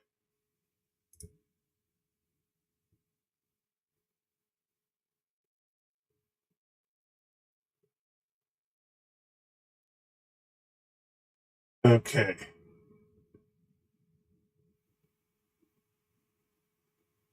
Okay, it's starting up. Oh, god damn it. No, not again. Fuck off. Wait. Chad, the game's giving me trouble. Hold on. The game's working. It's just that I'm trying to. What the?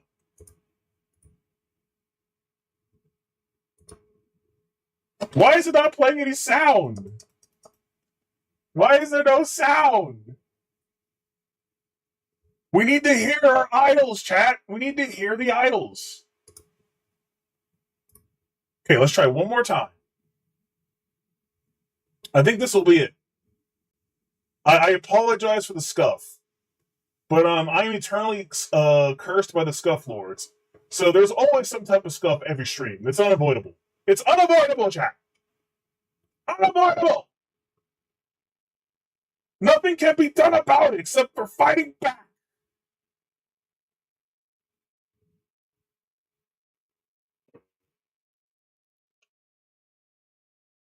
Game, are you there, game? Game?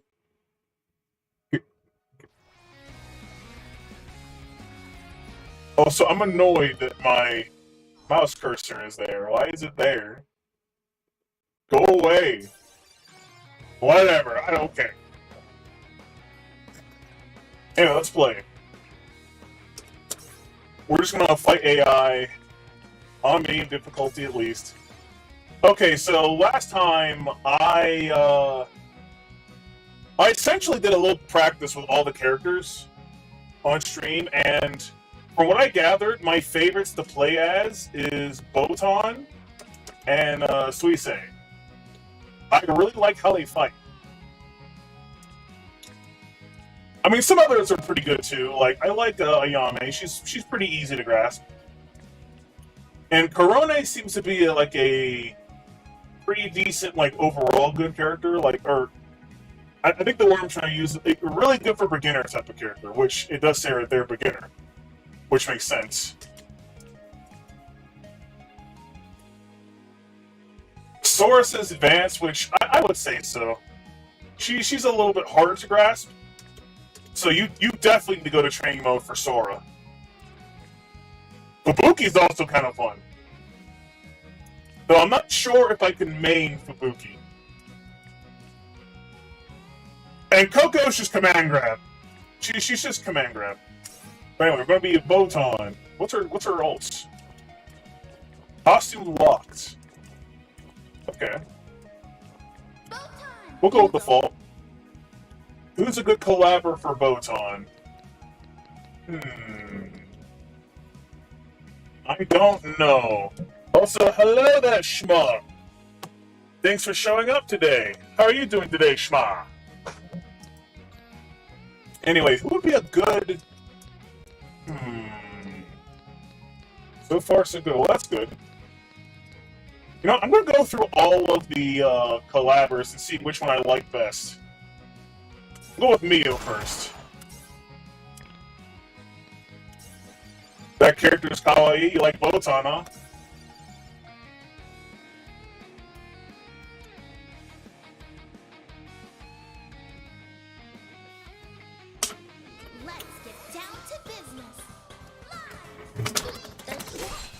Okay.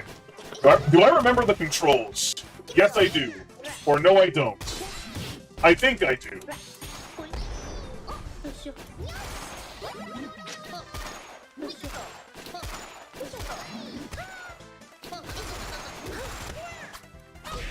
Oh. Oh, God. Let's go. Oh, shit.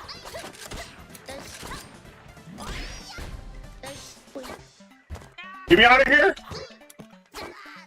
Uh-oh, uh-oh, uh-oh. Keep away from me. Oh, so close! No! I'm winning the next round.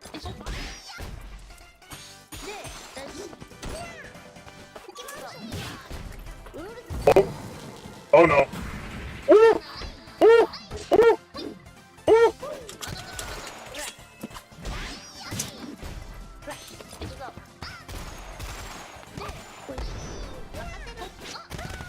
Let's go. Get back, get back. I don't... Wait, why didn't the break go off?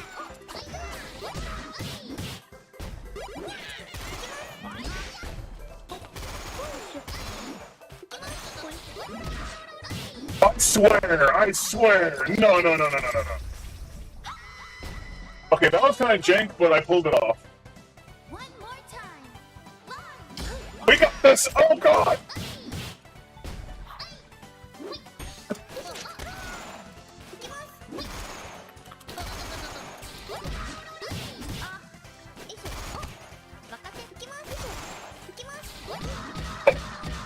God, I need to get out of this corner. There we go. There we go. What? I should not be in a corner. Get me out of here. No! She keeps trying to put me in a corner. No! Let's go! Okay, I kind of clutched that one, not gonna lie. Holy shit. Victory. That's only medium difficulty. I suck. Oh, man. I'm trying my best here. Still gonna beat Botan, because I feel like she's my main. This is the character I want to main. As I was going to say earlier, I actually don't watch Botan. Of the Hololive girls I've actually watched on like somewhat regular of a basis, I watched Korone. I've watched Coco back when she was part of Hololive. I watched Suisei bit, and I also watched Fubuki. I didn't really watch Aki, and I didn't really watch Sora. I don't think I've watched a single thing of Ayame. I mean, I know who everyone is. I just haven't watched all the Hololive girls, but to be fair, there's a lot of Hololive girls now, so it's not that big of a deal if you're not like familiar with all of them. Wasn't there like 50 plus of them right now? The actual number of idols Hololive has is kind of crazy. I do wonder who these 3 unlockables are. Are they characters you can unlock, or are they DLC? Anyway, let's play. Okay.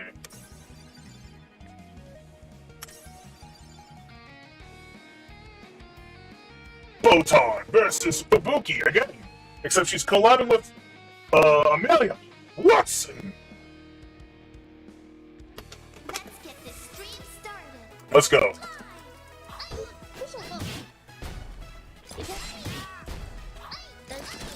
Okay, I have guns. I should learn how to zone. Also, not get cornered. Get the fuck out my face, Fubuki. Jesus Christ.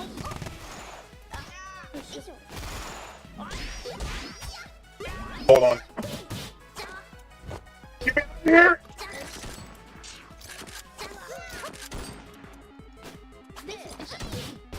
Oh, god damn it. Oh, I'm getting bodied, chat. Holy crap, this is bad. Shopping cart! Let's go! Oh, fuck. Oh, that was pretty bad. That was pretty bad, chat, not gonna lie.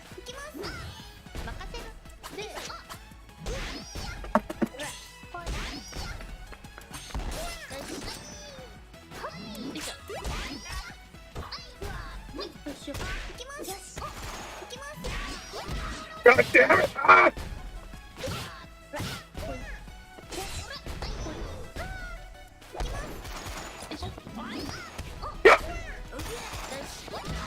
What? What? No! No! That should have shot her in the face. What the fuck? How did that not go off? Chat, that was bullshit. How did that not go off? I want a rematch on that one.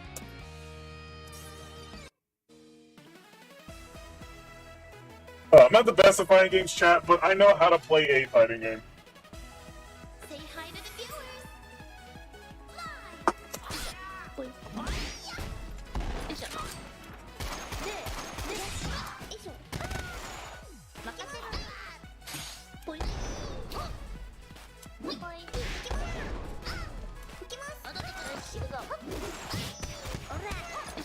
Let's go. Yeah, that's what I'm talking about.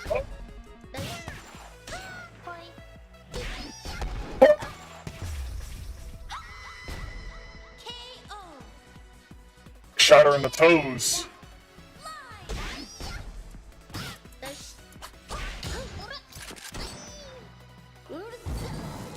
Oh god! Woo! God damn, I cornered myself.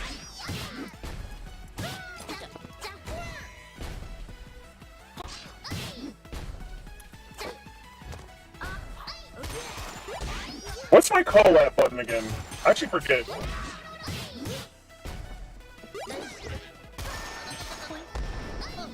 that was one of them. But I think Marine kind of just phased out.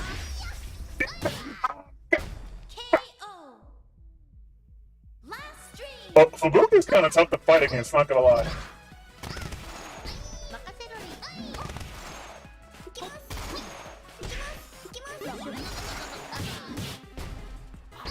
Whoa, whoa, whoa!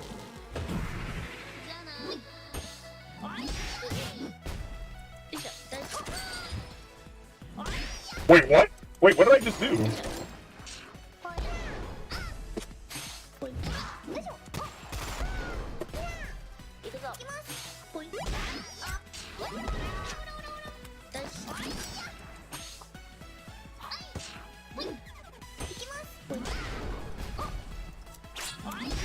Damn it! Honestly, I should anticipate that more. That's on me. I absolutely should anticipate that kick more.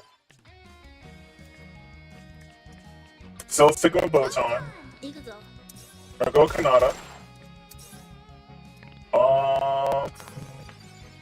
Yeah. This game is pretty fun. Like, this game is really fun. It's a really fun fighting game. It's really funny that this is a free fan game that they really went hard on in terms of fighting game mechanics. Like, it's not overly complicated, but it's complicated enough to be a good fighting game, you know?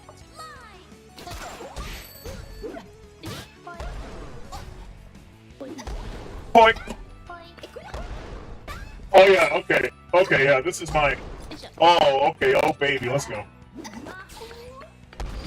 That's all I need to know.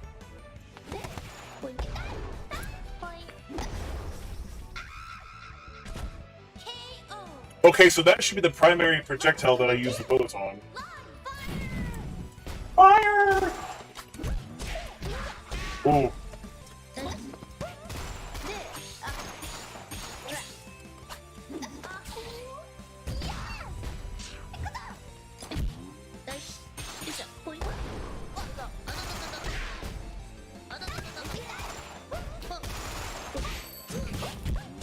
Ooh, that was a really bad round.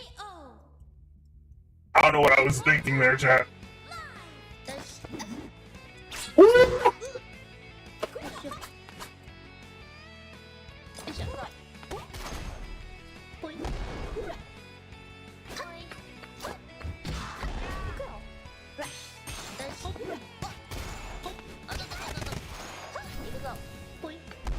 Point! Get point, bitch!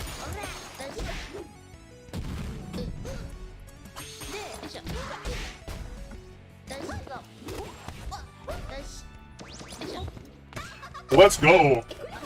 Let's go! Get back! Get back! Yes! Thanks for watching. Nice. Victory. Botan's really fun. Let's continue with our Botan streak. I didn't really get to use Kanata though, so I'm still gonna use her. I need to also get used to using the assists in this game. There's an assist button, but I keep forgetting which one it is. Let's get down to business. Live. Also, Sweet Sea is also Sweet Sweet. God damn it! Why did I never pronounce her name right? Suisei is also pretty tough to fight.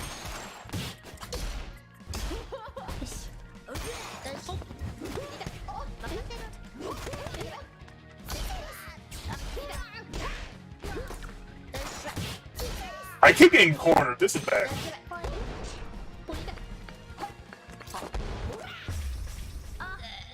Oh god.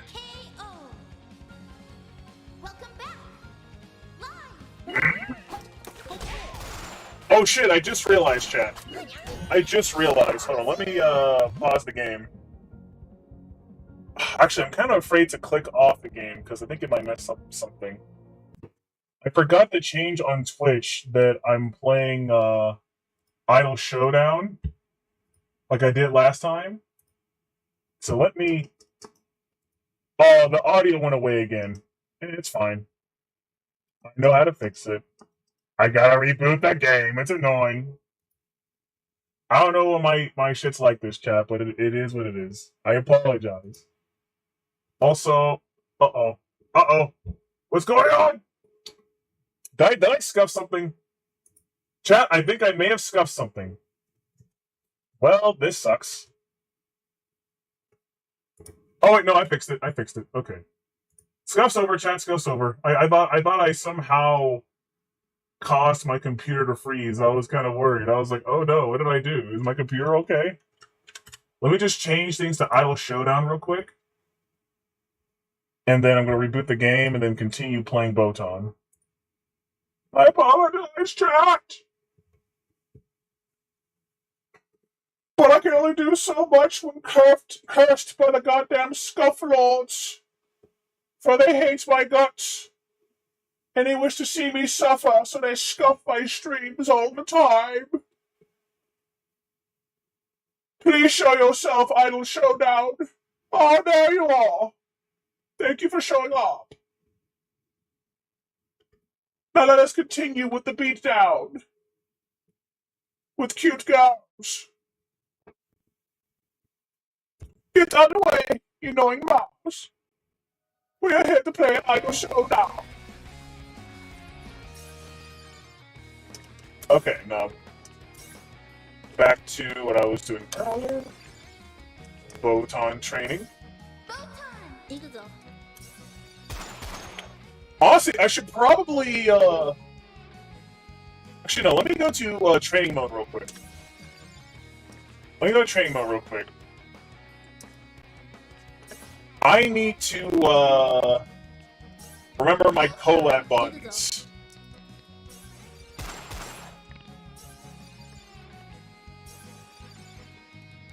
Because it's a specific button, I just don't know what it is. Okay, it's not that one.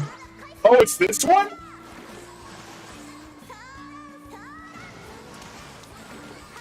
Oh, okay. Okay, that's the burst button. Wait, do these buttons not do anything? Oh, I know, this is the item button. Okay. That's right, that's the item button, okay. That's the burst button. Also, nice jiggle physics. And, that's the collab button.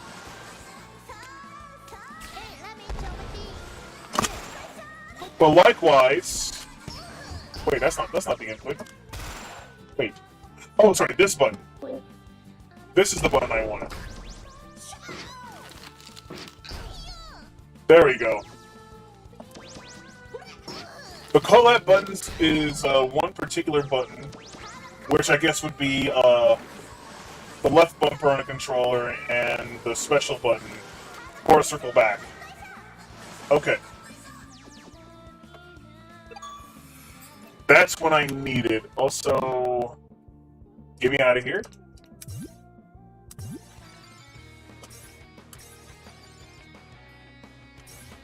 What the? Huh?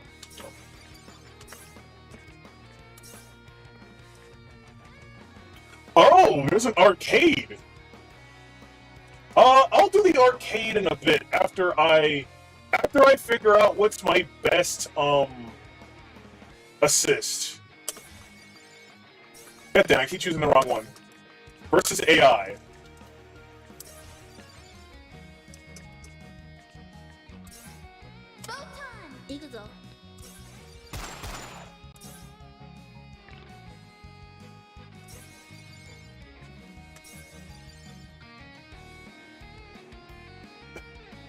Alright, versus Sora. Oh, no graffiti. Say hi to the viewers. Live. Oh god.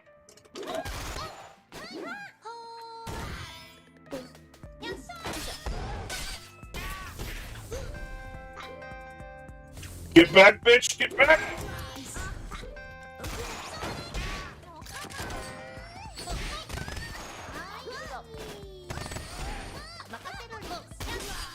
Stay out of there!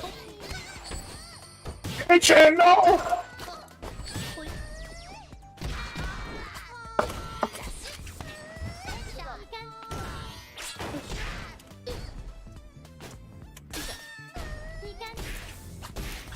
Uh-oh. Oh, what? You had to do a jump attack there, really?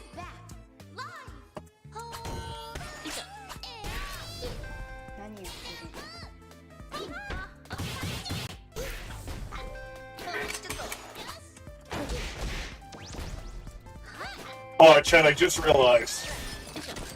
I don't got freaking rumble up on my right monitor right now.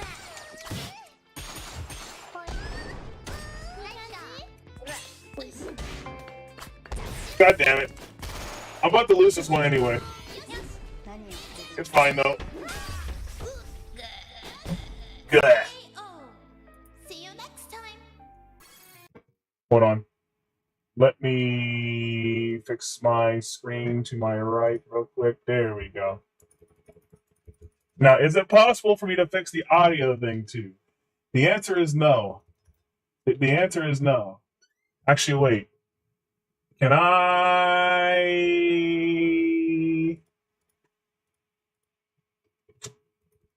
No, it doesn't. Shit, why does this happen? I don't understand. Why does the audio gotta go to shit every time I click off the screen? Hey folks, is James? Shut up. Anyway, let's see here. This is annoying stuff. It's not the worst stuff. It's not the worst stuff. I've had worse stuff. This is more just inconvenient stuff. Where it's like, oh no, I clicked off the game, so the game breaks somehow. And this type of like scuff varies from game to game. Sometimes the game... Whoa, what the hell? Did it just show Twitter real quick? What the fuck?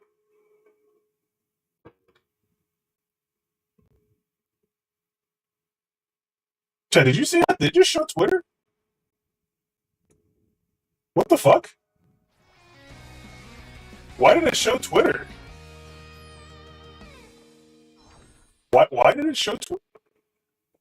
Chat, sometimes I hate OBS. I don't know why it showed Twitter for a split second. That makes absolutely no sense. Given that on OBS I'm using the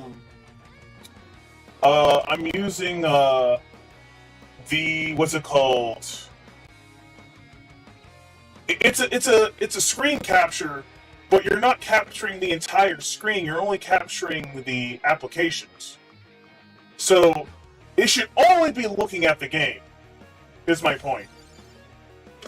And yet somehow it was like, you know, we're also going to capture a glimpse of your browser right now. I'm like, okay. You showed off my Twitter for some reason. Whatever. Oh, it failed to connect? Why? Whatever. I'll worry about that later. I'm definitely not skilled enough to fight online players yet.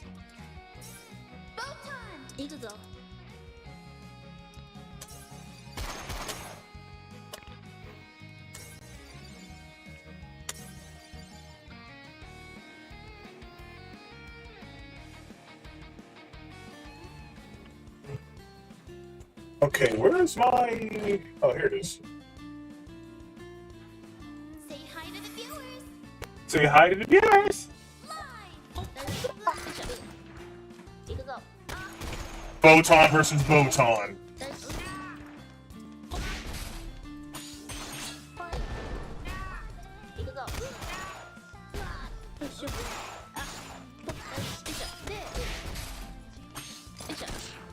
I am clearly the superior Botan. Oops. What? Huh?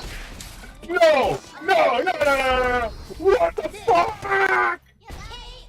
Chat, you didn't see that? You didn't see that at all?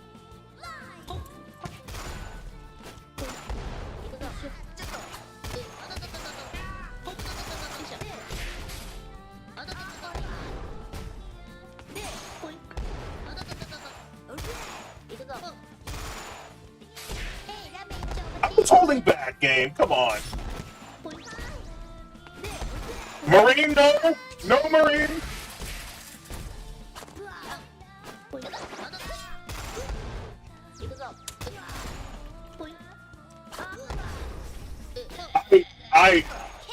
I want a serious rematch on that one. Holy shit. That one was really bad. I don't know what happened there, chat. Let's try that again.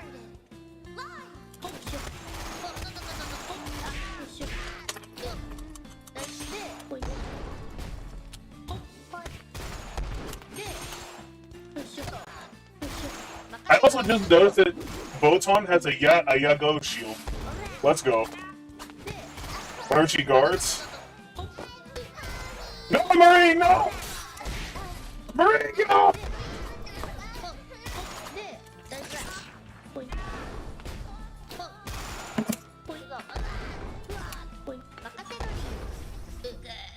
That's what I'm talking about. That's what I'm talking about, chat.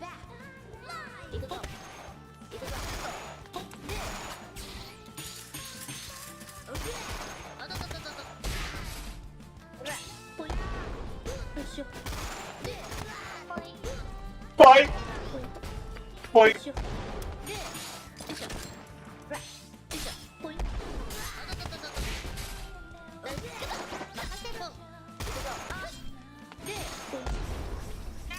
Let's go! KO. See you next time. Okay, let's win this best 2 out of 3. Dun, dun, dun, dun, dun, dun, dun, dun, dun, dun.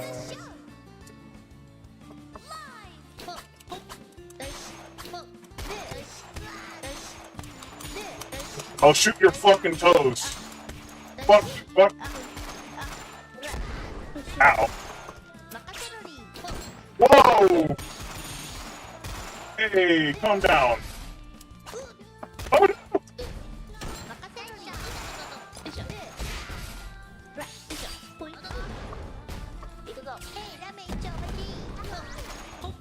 Not Marine! Not Marine! Marine is so menacing, holy shit.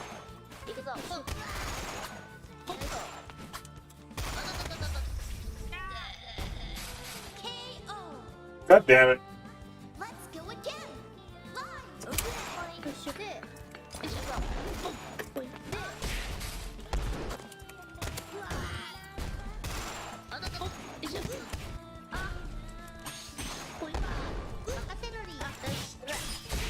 How did she get priority hit? That's fucked up.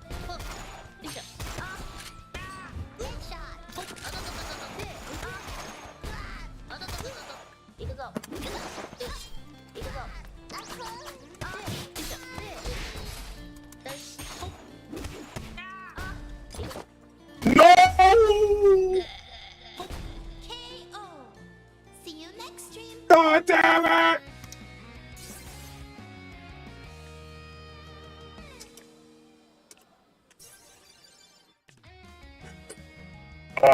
Okay. Also, Iroha is a pretty good assist. I don't know best for Botan though. But let's try Risu.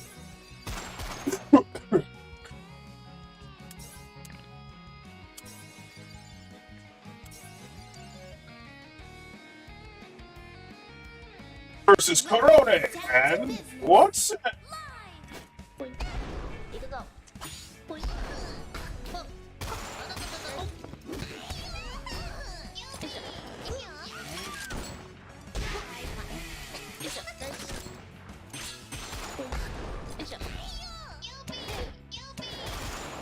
Oh!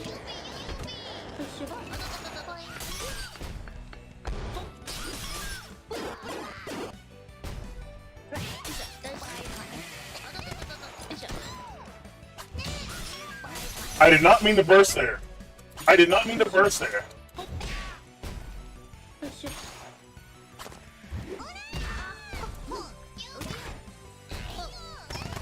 Let's go! Oh, the clutch.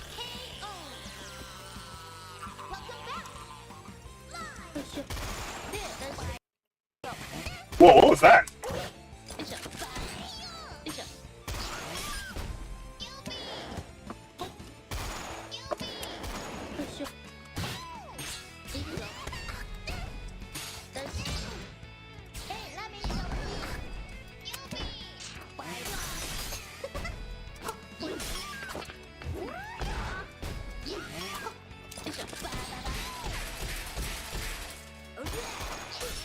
Oh shit!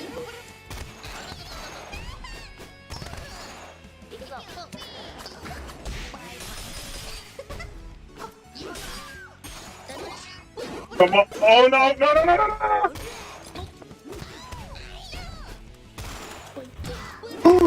Oh, what? Oh, fucking A.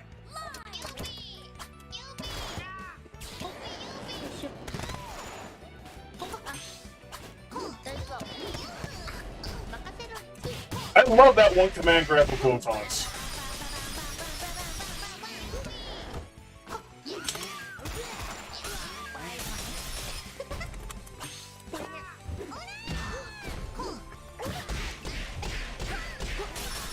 Oh, okay, now I'm just getting bodied. This is bad. Wait, wait. Can I come back? Can I come back?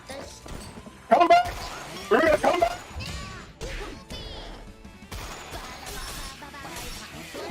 Oh, I fucked up. I should have let my guard down. Ah. Play a rematch. Let's get this stream started. Let's go.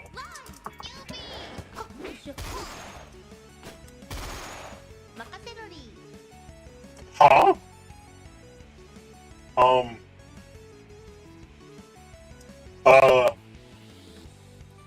Perone?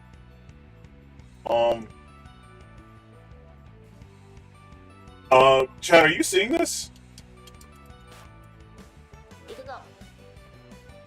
Perone's stuck! She's fucking stuck! Wow. Can I get her out? Wait, hold on. There you go, I saved you. That was a weird bug.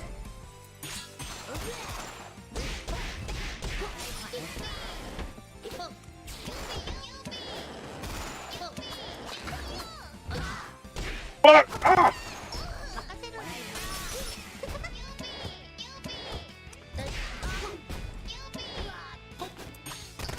Let me out this corner, damn it!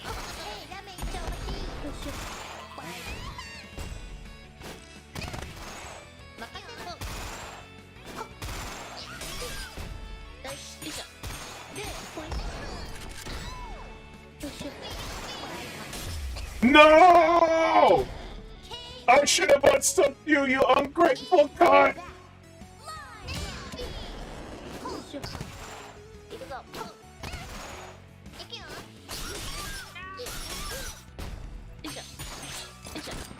Also, I need to guard more. I got nasty habit of never guarding.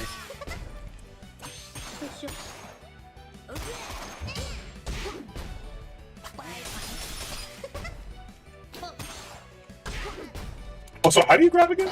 Oh, there you go.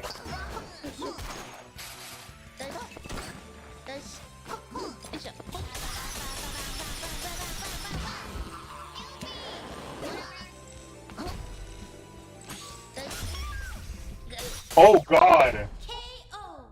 I got destroyed, chat. I have a long ways to go!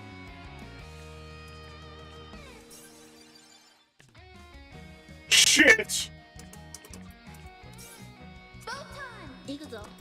Okay, let's try and do it. Wait, we actually haven't even used these two yet.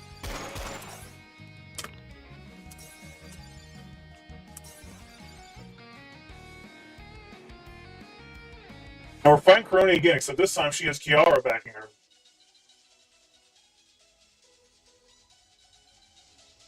Welcome to the show. Let's go.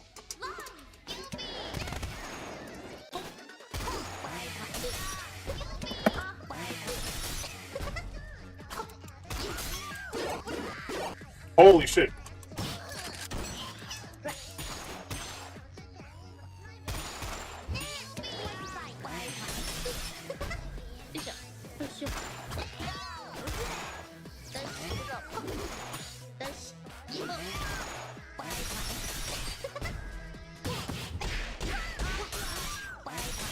Holy fuck.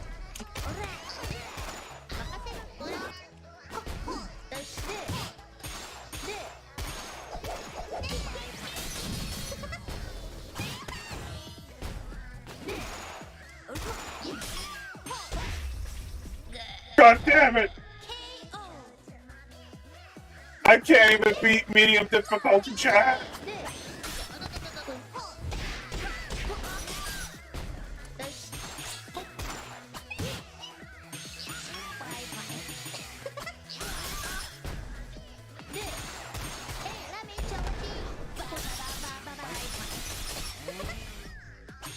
I think I need to go to training mode, chat.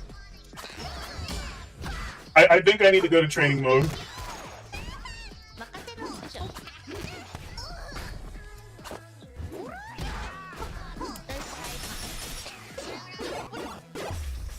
Wow. Thanks for watching. Okay, chat, we're going to training mode. Fuck it.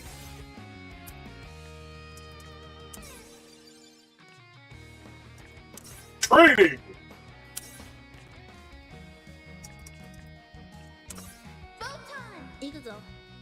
No shame in practice, indeed. There's also some button combinations I haven't fully recognized yet.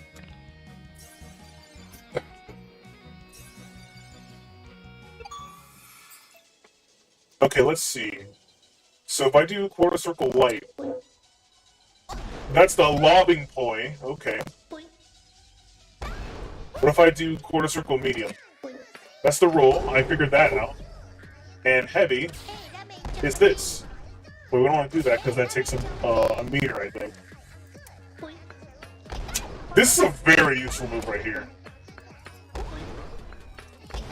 Poi. Poi. Poi. Poi. If I press just special, she also does an automatic lob. But, I don't get the super chat for it. Let's see here. What cross circle back? That's that.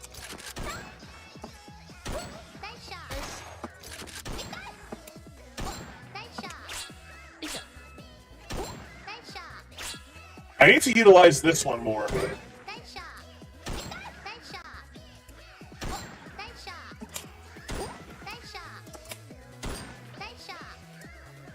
Okay. What about... So that's like a... Wait a minute. Oh, I can cancel it.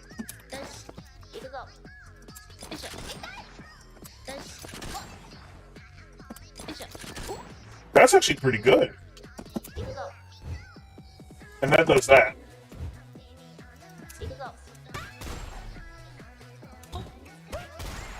Interesting. I like that you can cancel that, and you can shoot below on the ground anytime. So I can quarter circle back light to shoot where I stand, or I can down light to do this little backflip. But if I down light, but then press the light button again, I do it right where I press the second light button. Interesting. Okay.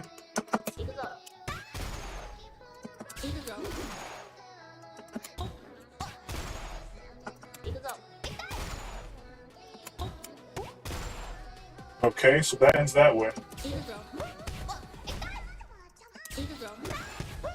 That's a command grab. What other moves do I have?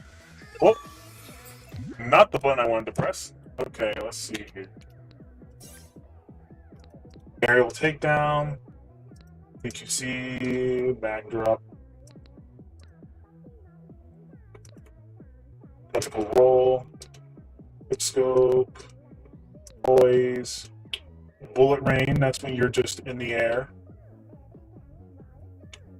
Okay, so I can bullet rain via pressing the special button or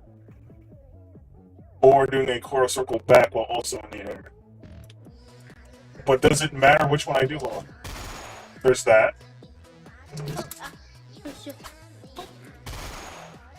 There's a super chat.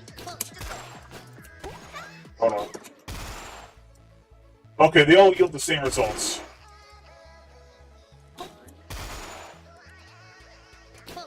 So I guess to ensure that you get it, you're better off doing the special button, but if you can manage to do a quarter circle back with any of the buttons, I prefer light. Okay. What about... I think that's all her moves. Oh wait, hold on. Star specials. The shopping cart. Nice. Trials ascending. Lightning leap. MLG trick shot. SSRB. Okay. Down, down special, then down, down, and okay. Those are pretty easy to remember. Honestly, the most important thing I think you need to remember for Botan is how to do your poise. Those are very important. And your quick scopes. And tactical, essentially your normal moves. Or rather your special attacks are the most important things to know. Especially this. The down, down, light. Oh, I pressed special, shit. Down, down, light. I like that a lot. Okay, let's go into a real fight.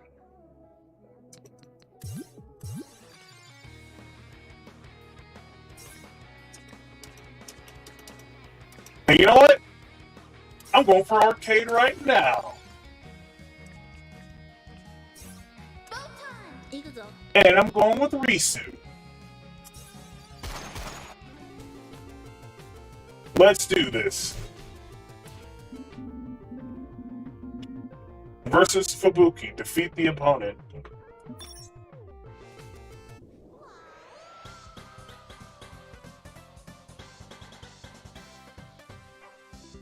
Say hi to the viewers. Live. Boing. Boing. Oh.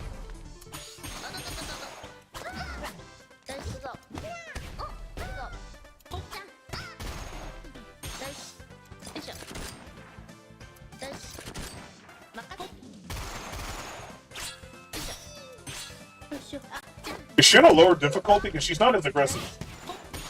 I think she is. But this could be good for me. So that way I can, like, build myself up to a higher difficulty little by little.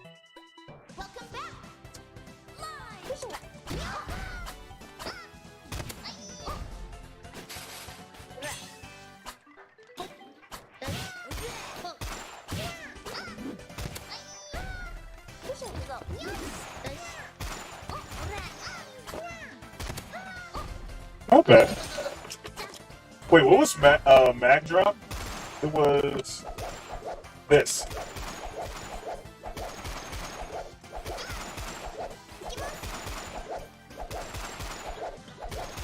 I can just do this for free. Wow.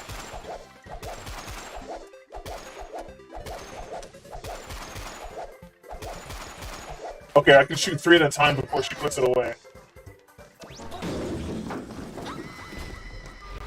And Fubuki just got isekai'd. Victory. Okay, next stage. Who's next? Korone! Defeat the opponent.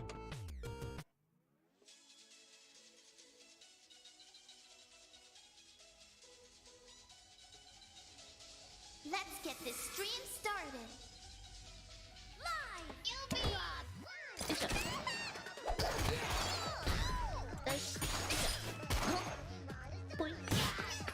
Oh shit! Oh fuck!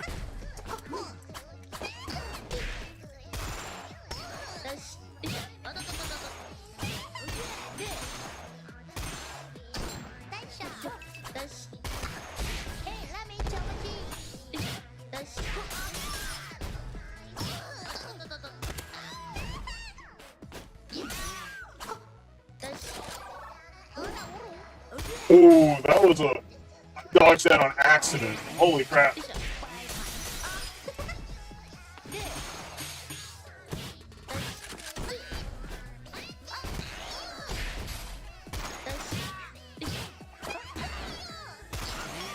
I like how Miko's assist is literally just tripping on you.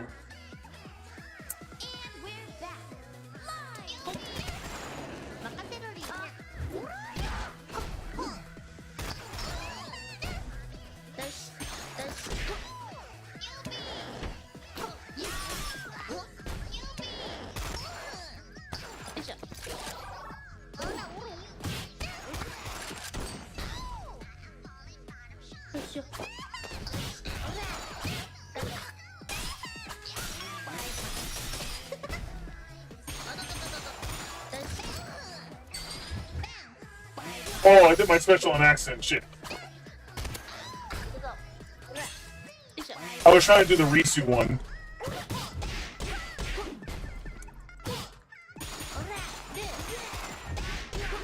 Uh-oh, no, no, no, no, no, no, no! No! God damn it. I hate the fact that this Corona is on my level. I need to use this as a learning experience.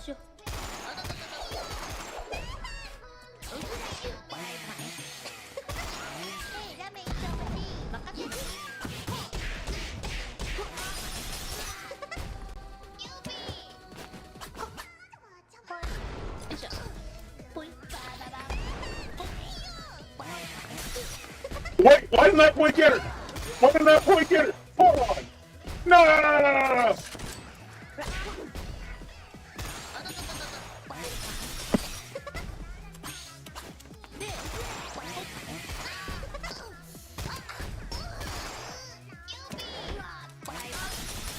No! God damn it! See you next time. Oh, I suck. I didn't even get past the second match. Hide view results. No, go to character select. Let's try Kiara as an assist. First match, Shibuki. Let's get down to business.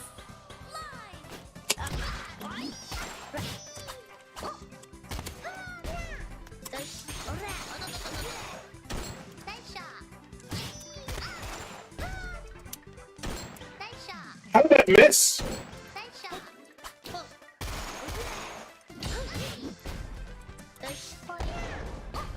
Point.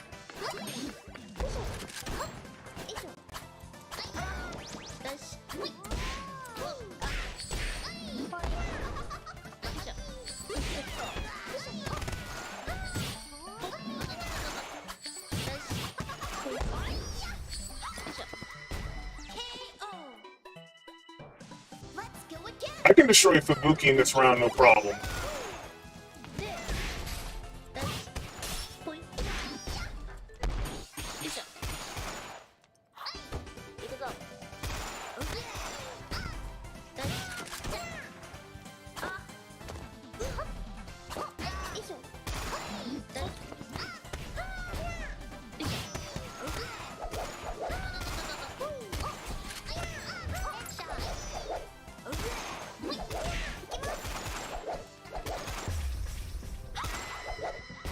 Nice.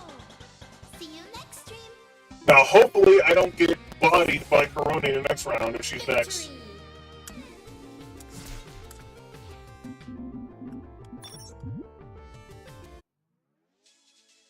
Welcome to the show. Let's go. Live. Good shot, bitch! God damn it.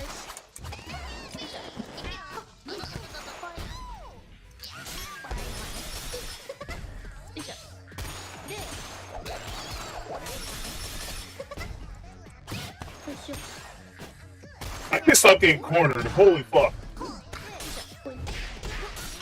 Oh god.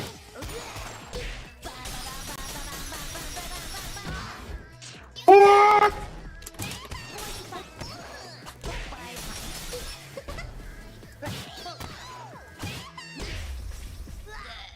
What does Kiara do? Does she defend against some attacks or what? I assume that's what she's doing with the shield.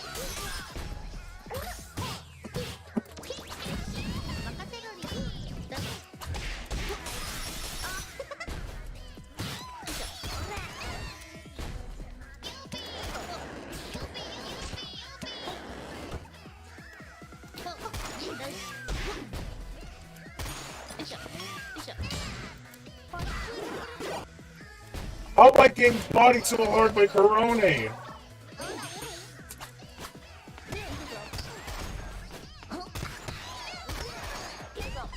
Bring it back, bring it back, bring it back. Let's go.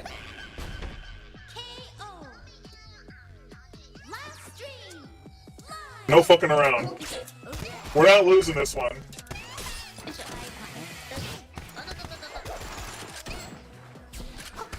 Woo-hoo-hoo!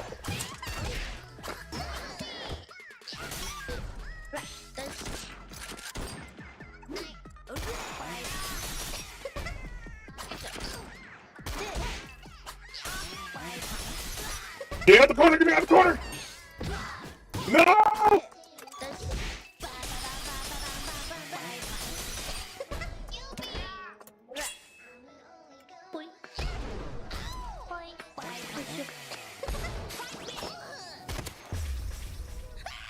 Woof! See you next time. Victory. Holy shit. That was way too close. And Sora's next. Oh god. Sora's next.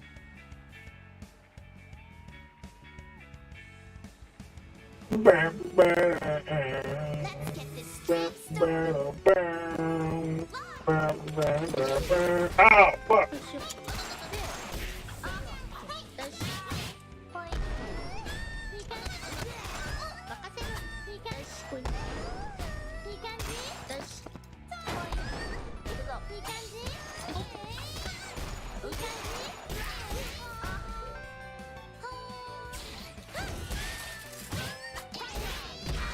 Oh, I messed that up hardcore. Holy crap. I somehow did really well that first round. And we're back. Live. Okay.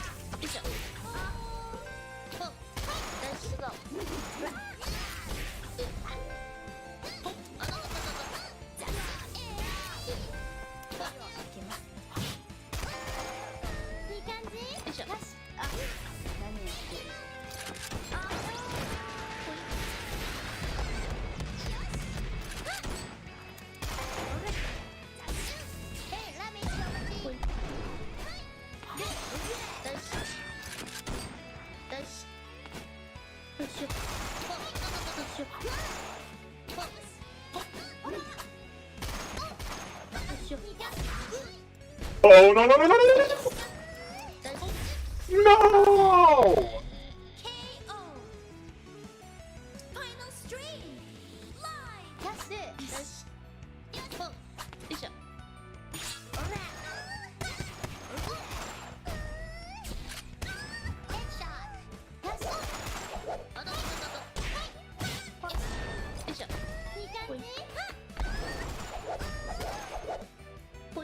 Come on, boy!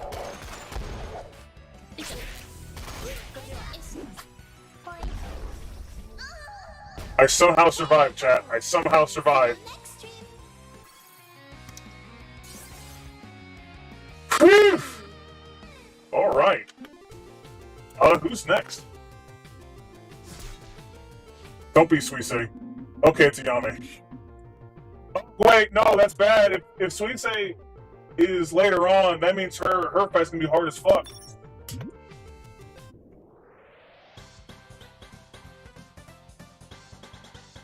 hi to the viewers. Live.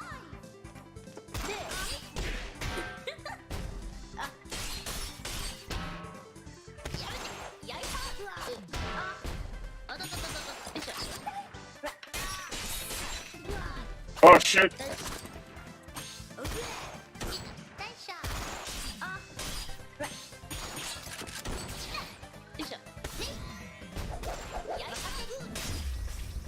Oh!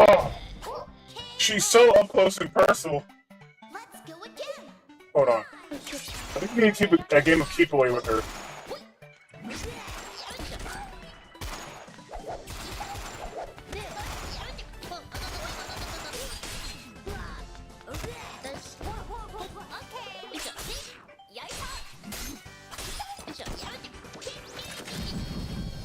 Let's go, Kiara!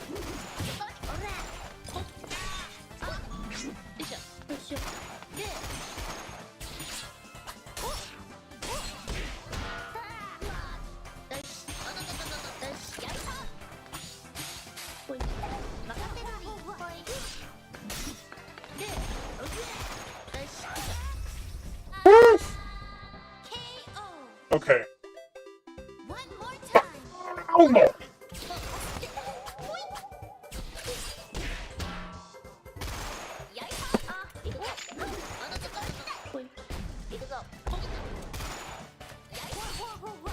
Time to get aggressive. Time to get aggressive.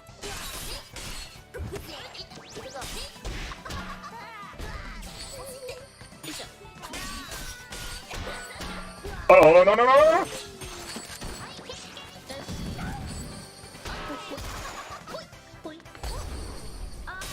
Let's go, boy! Let's go, boy! Victory. Next stage.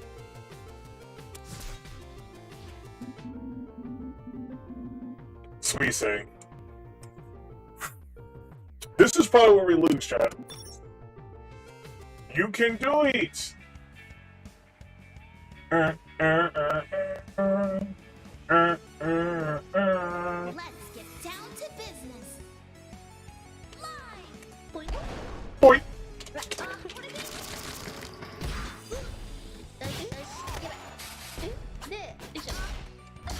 Fuck!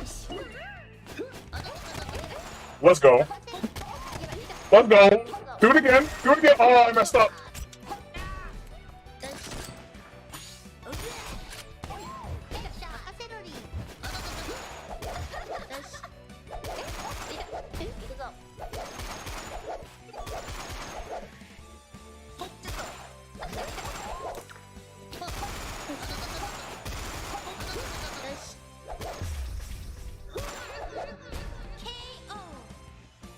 We surprisingly got this. Also, thanks for the encouragement, Schwa. Oh god.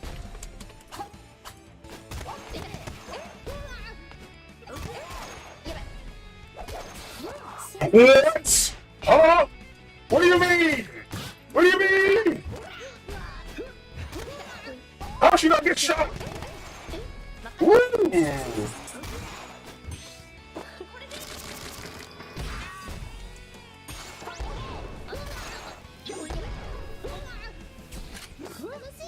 How did she catch me in animation? Ah!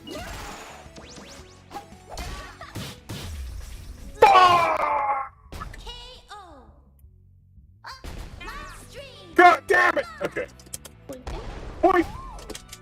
Get point, bitch! 순서가 혹시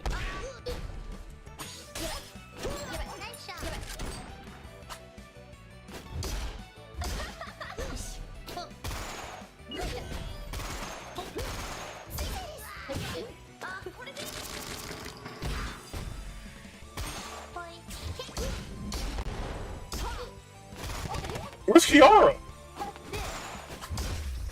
Wait! Is she? Wait a minute! Wait a minute! I saw Kiara! Where is she? What the fuck? Huh?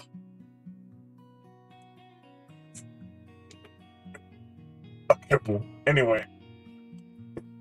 Did she? Wait. Did she stop me as I used my meter to get Kiara out? What happened there? What actually happened there, chat?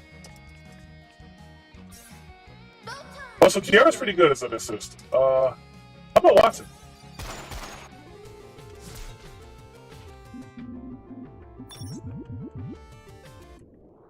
Welcome to the show.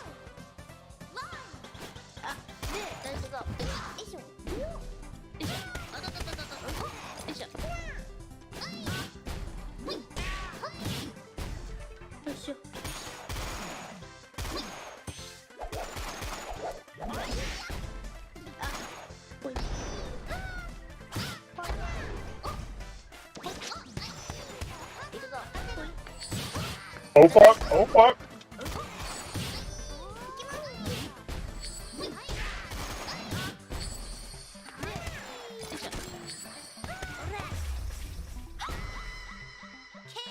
Nice. And we're back.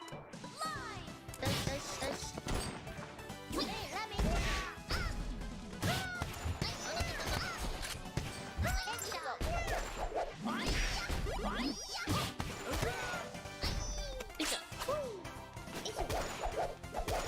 I'm starting to get the hang of it.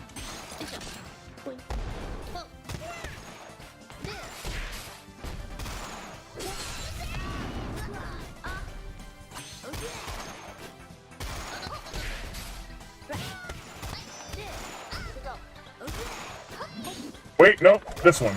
There we go. Nice. KO. Thanks for watching. Okay, we beat Fubuki. Show Corona. I'm ready. Let's get this stream started. Live.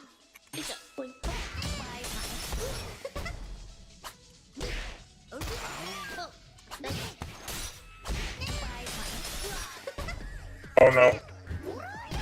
No. Oh no.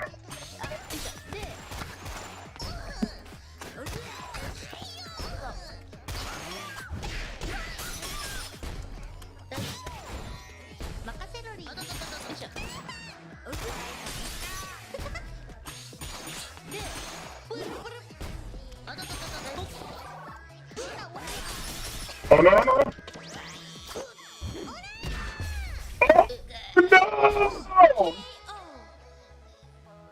Ah!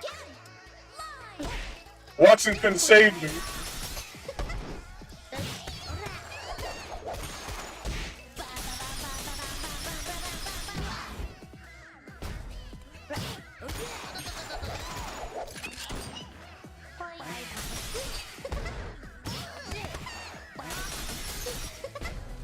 Get out of here!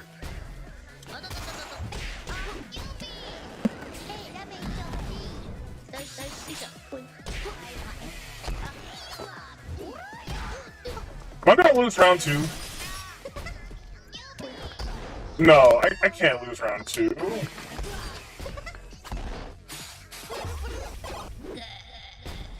Does her chainsaw really just go through my projectile like that? Like, come on, man. The projectile, like, my point grenade should be able to stop her. Also, Watson, you failed me. You time-traveling gremlin. What about Roboco? Maybe Roboco lasers can help me out. In my time of need. Say hi to the viewers.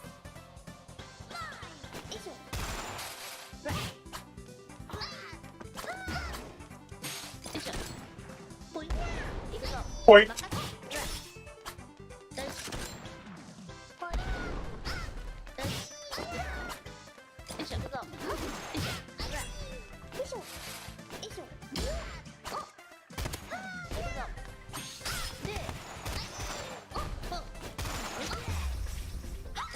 Nice. KO. Welcome back. Live. Mabuki is just easy enough.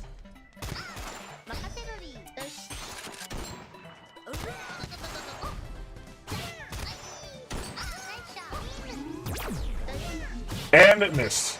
God damn it.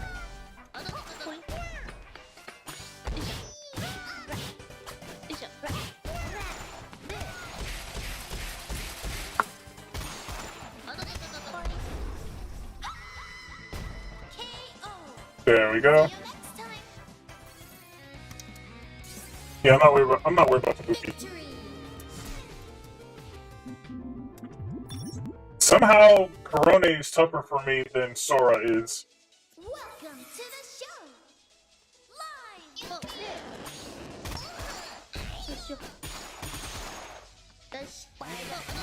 It's because of that goddamn chainsaw, that's why.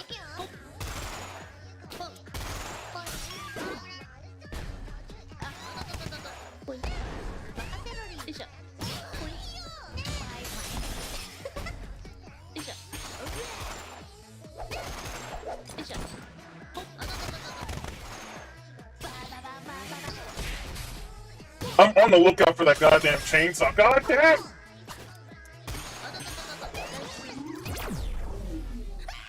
Rubber code laser! Nice! And we're back.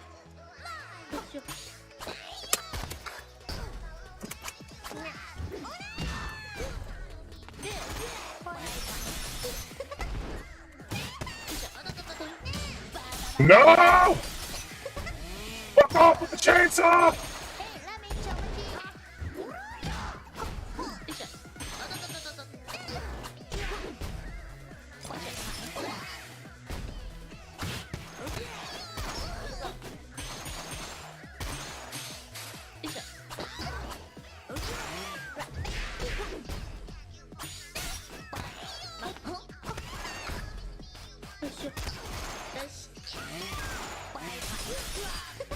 I hate her chainsaw so much.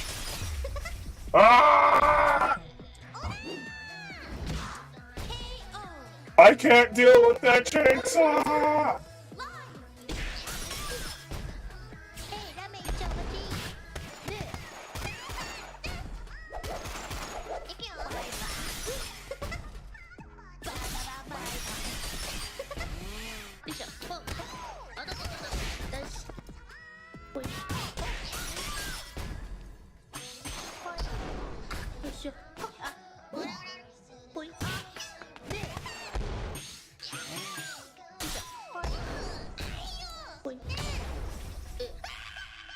Whew.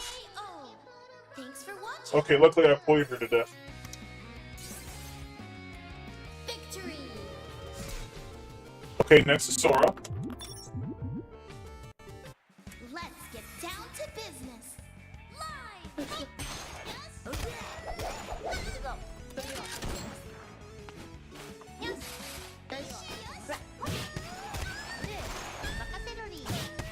I swear Sora's easier than Korone. In this arcade.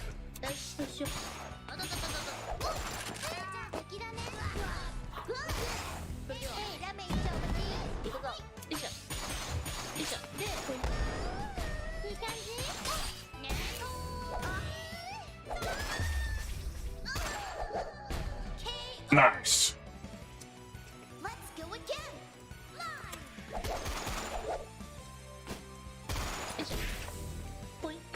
Point. Yes.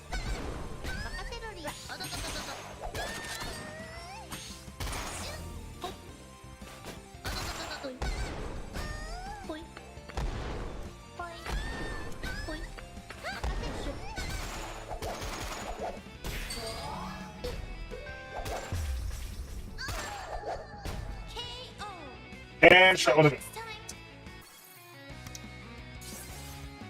Yeah, Sora in this arcade is not that tough.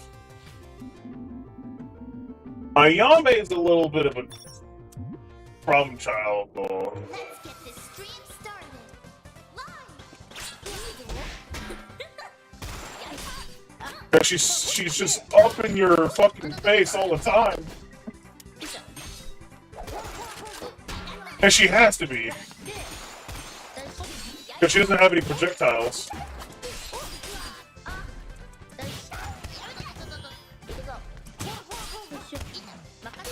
So you kind of have to out-aggress her.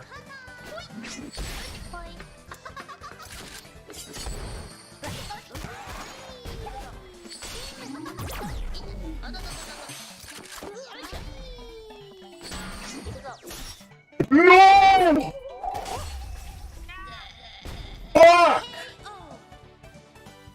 Welcome back. Live.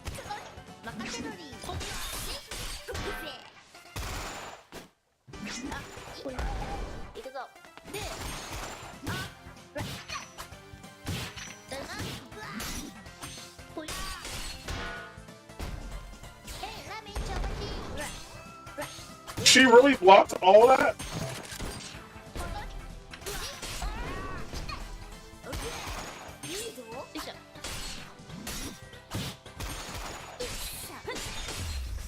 Fuck! Thanks for watching. I'm not surprised I lost to Ayane, honestly.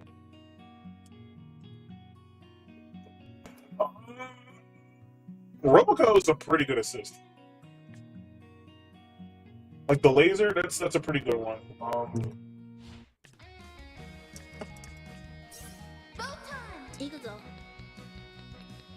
Last but not least is Miko.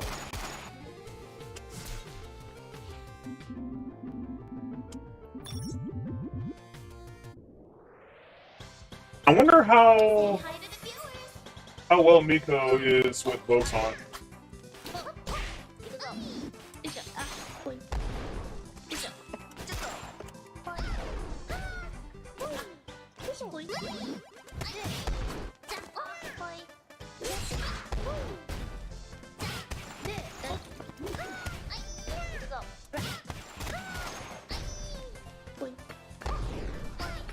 Fight!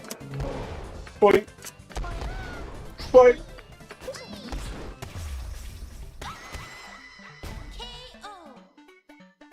Nice. What?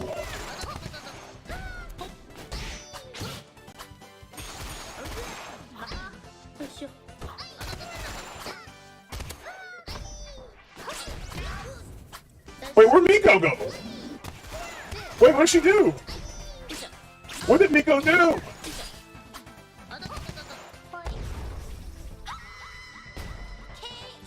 Chat, what happened with Miko in that instance? I completely missed it. She appeared and then disappeared.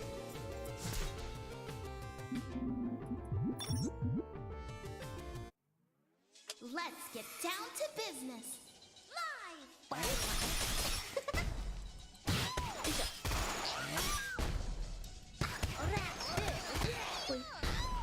Point.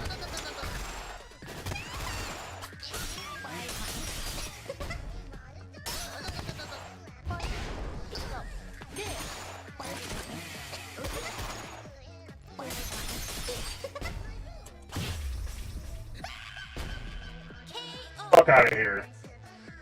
Let's go again.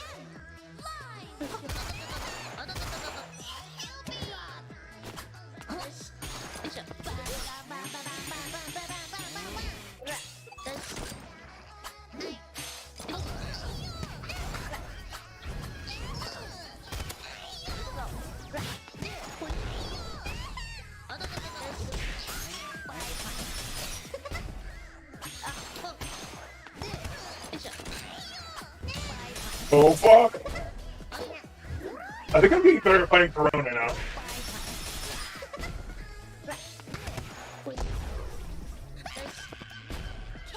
That's good at least. Thanks for watching. Victory. Victory!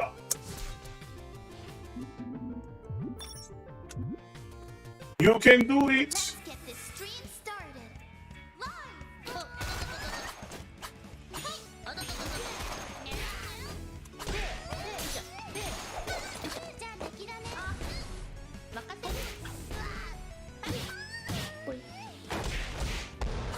Fuck!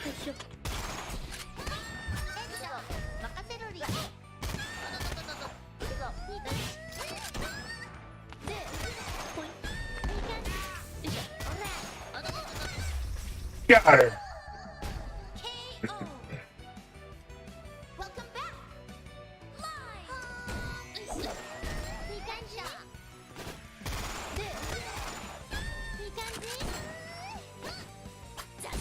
Oh shit! Oh. Get back! Get back! Back, I say!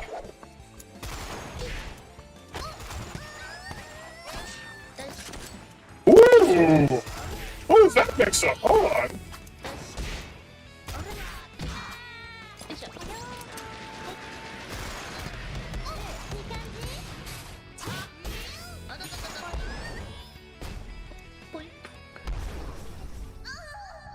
Nice! See you next time. Victory. Who was fourth? Is it? No, it's Ayame. Ayame's next. Time for pain. Welcome to the show.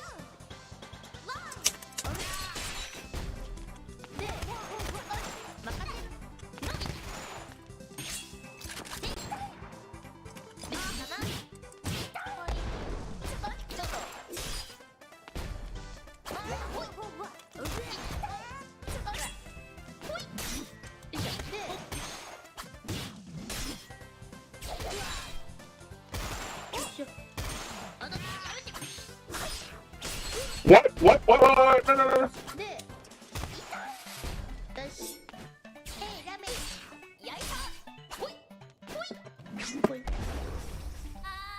Okay, I got lucky with that point, chat. Holy shit. And we're back.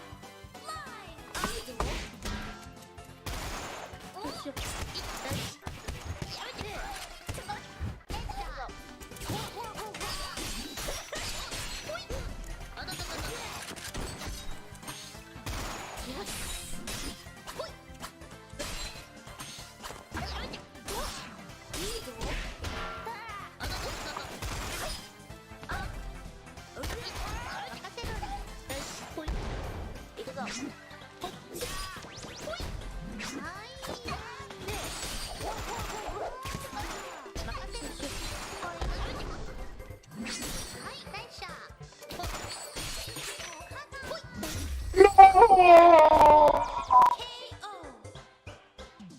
Final stream. Fuck!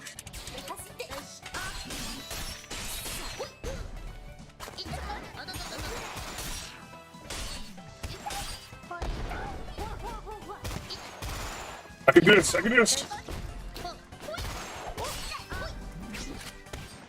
Oh! Mingo, come on! Mingo! I fit up. Special time.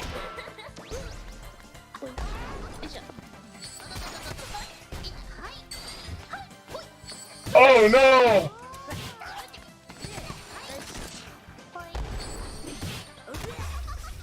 Got it. KO. See you next stream. Woo! Victory. Alright, time for Suisei. Stream start! Say hi to the viewers. Here's the real challenge.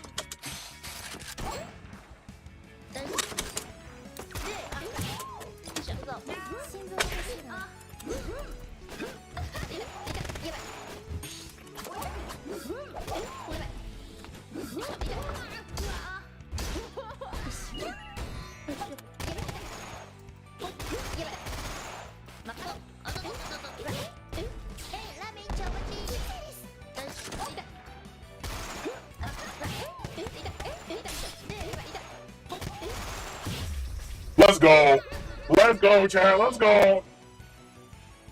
Let's go again. Live.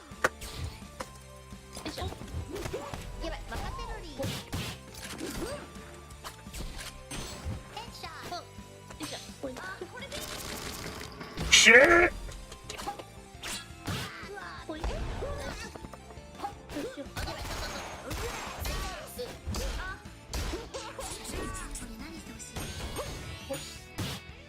Fuck off.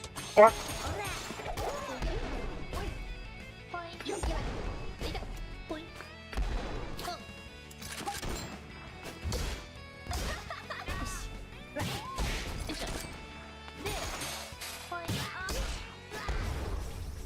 Oh, let's go! See you next time. The point came through, chat. The point! Victory. Who's next? Aki!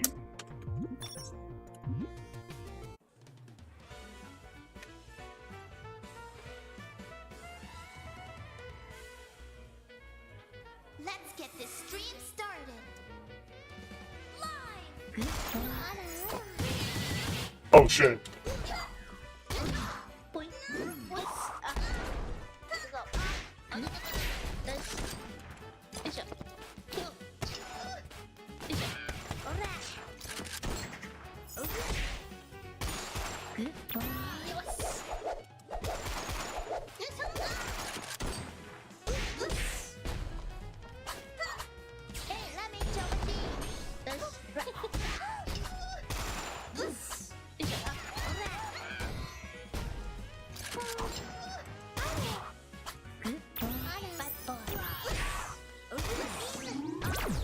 Whoa!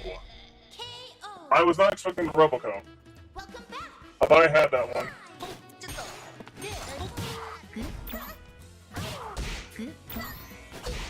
I'm getting bodied by Aki, holy shit.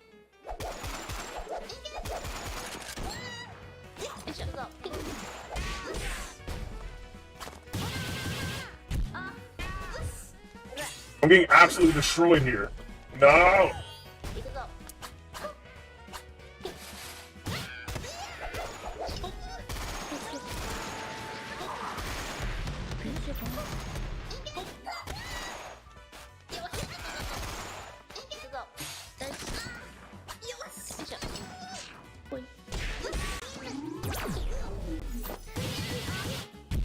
God damn it.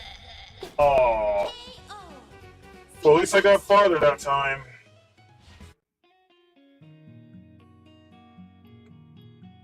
God damn it. God damn it. I tried so hard, Chad. I tried so hard.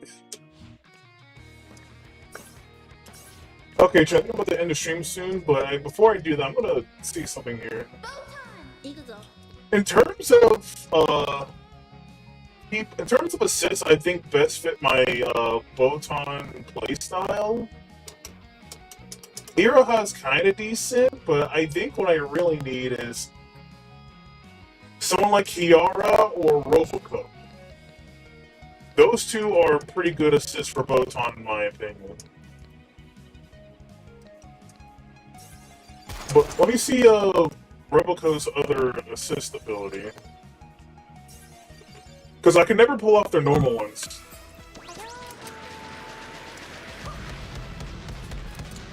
Ah, that's it.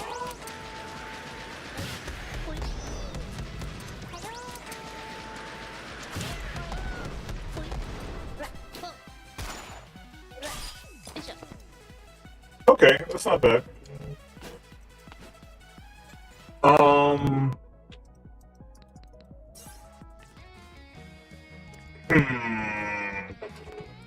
I'm wondering if next week I should either play more Botan or if I should play some Suisei. I'll leave that for next week. But anyway, chat, thank you all for stopping by. Because now it is time to end the stream. Well, chat, I hope you enjoyed today's epic stream with reading some not so epic philosophy, but then some kind of epic philosophy, and then playing an epic idol game. But now it's time to end. And it's time to perhaps maybe rate somebody? Whoever may be on.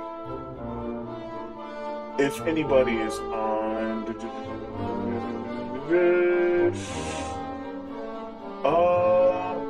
Actually, you know what? I think I'm going to just head off. I don't feel like rating today.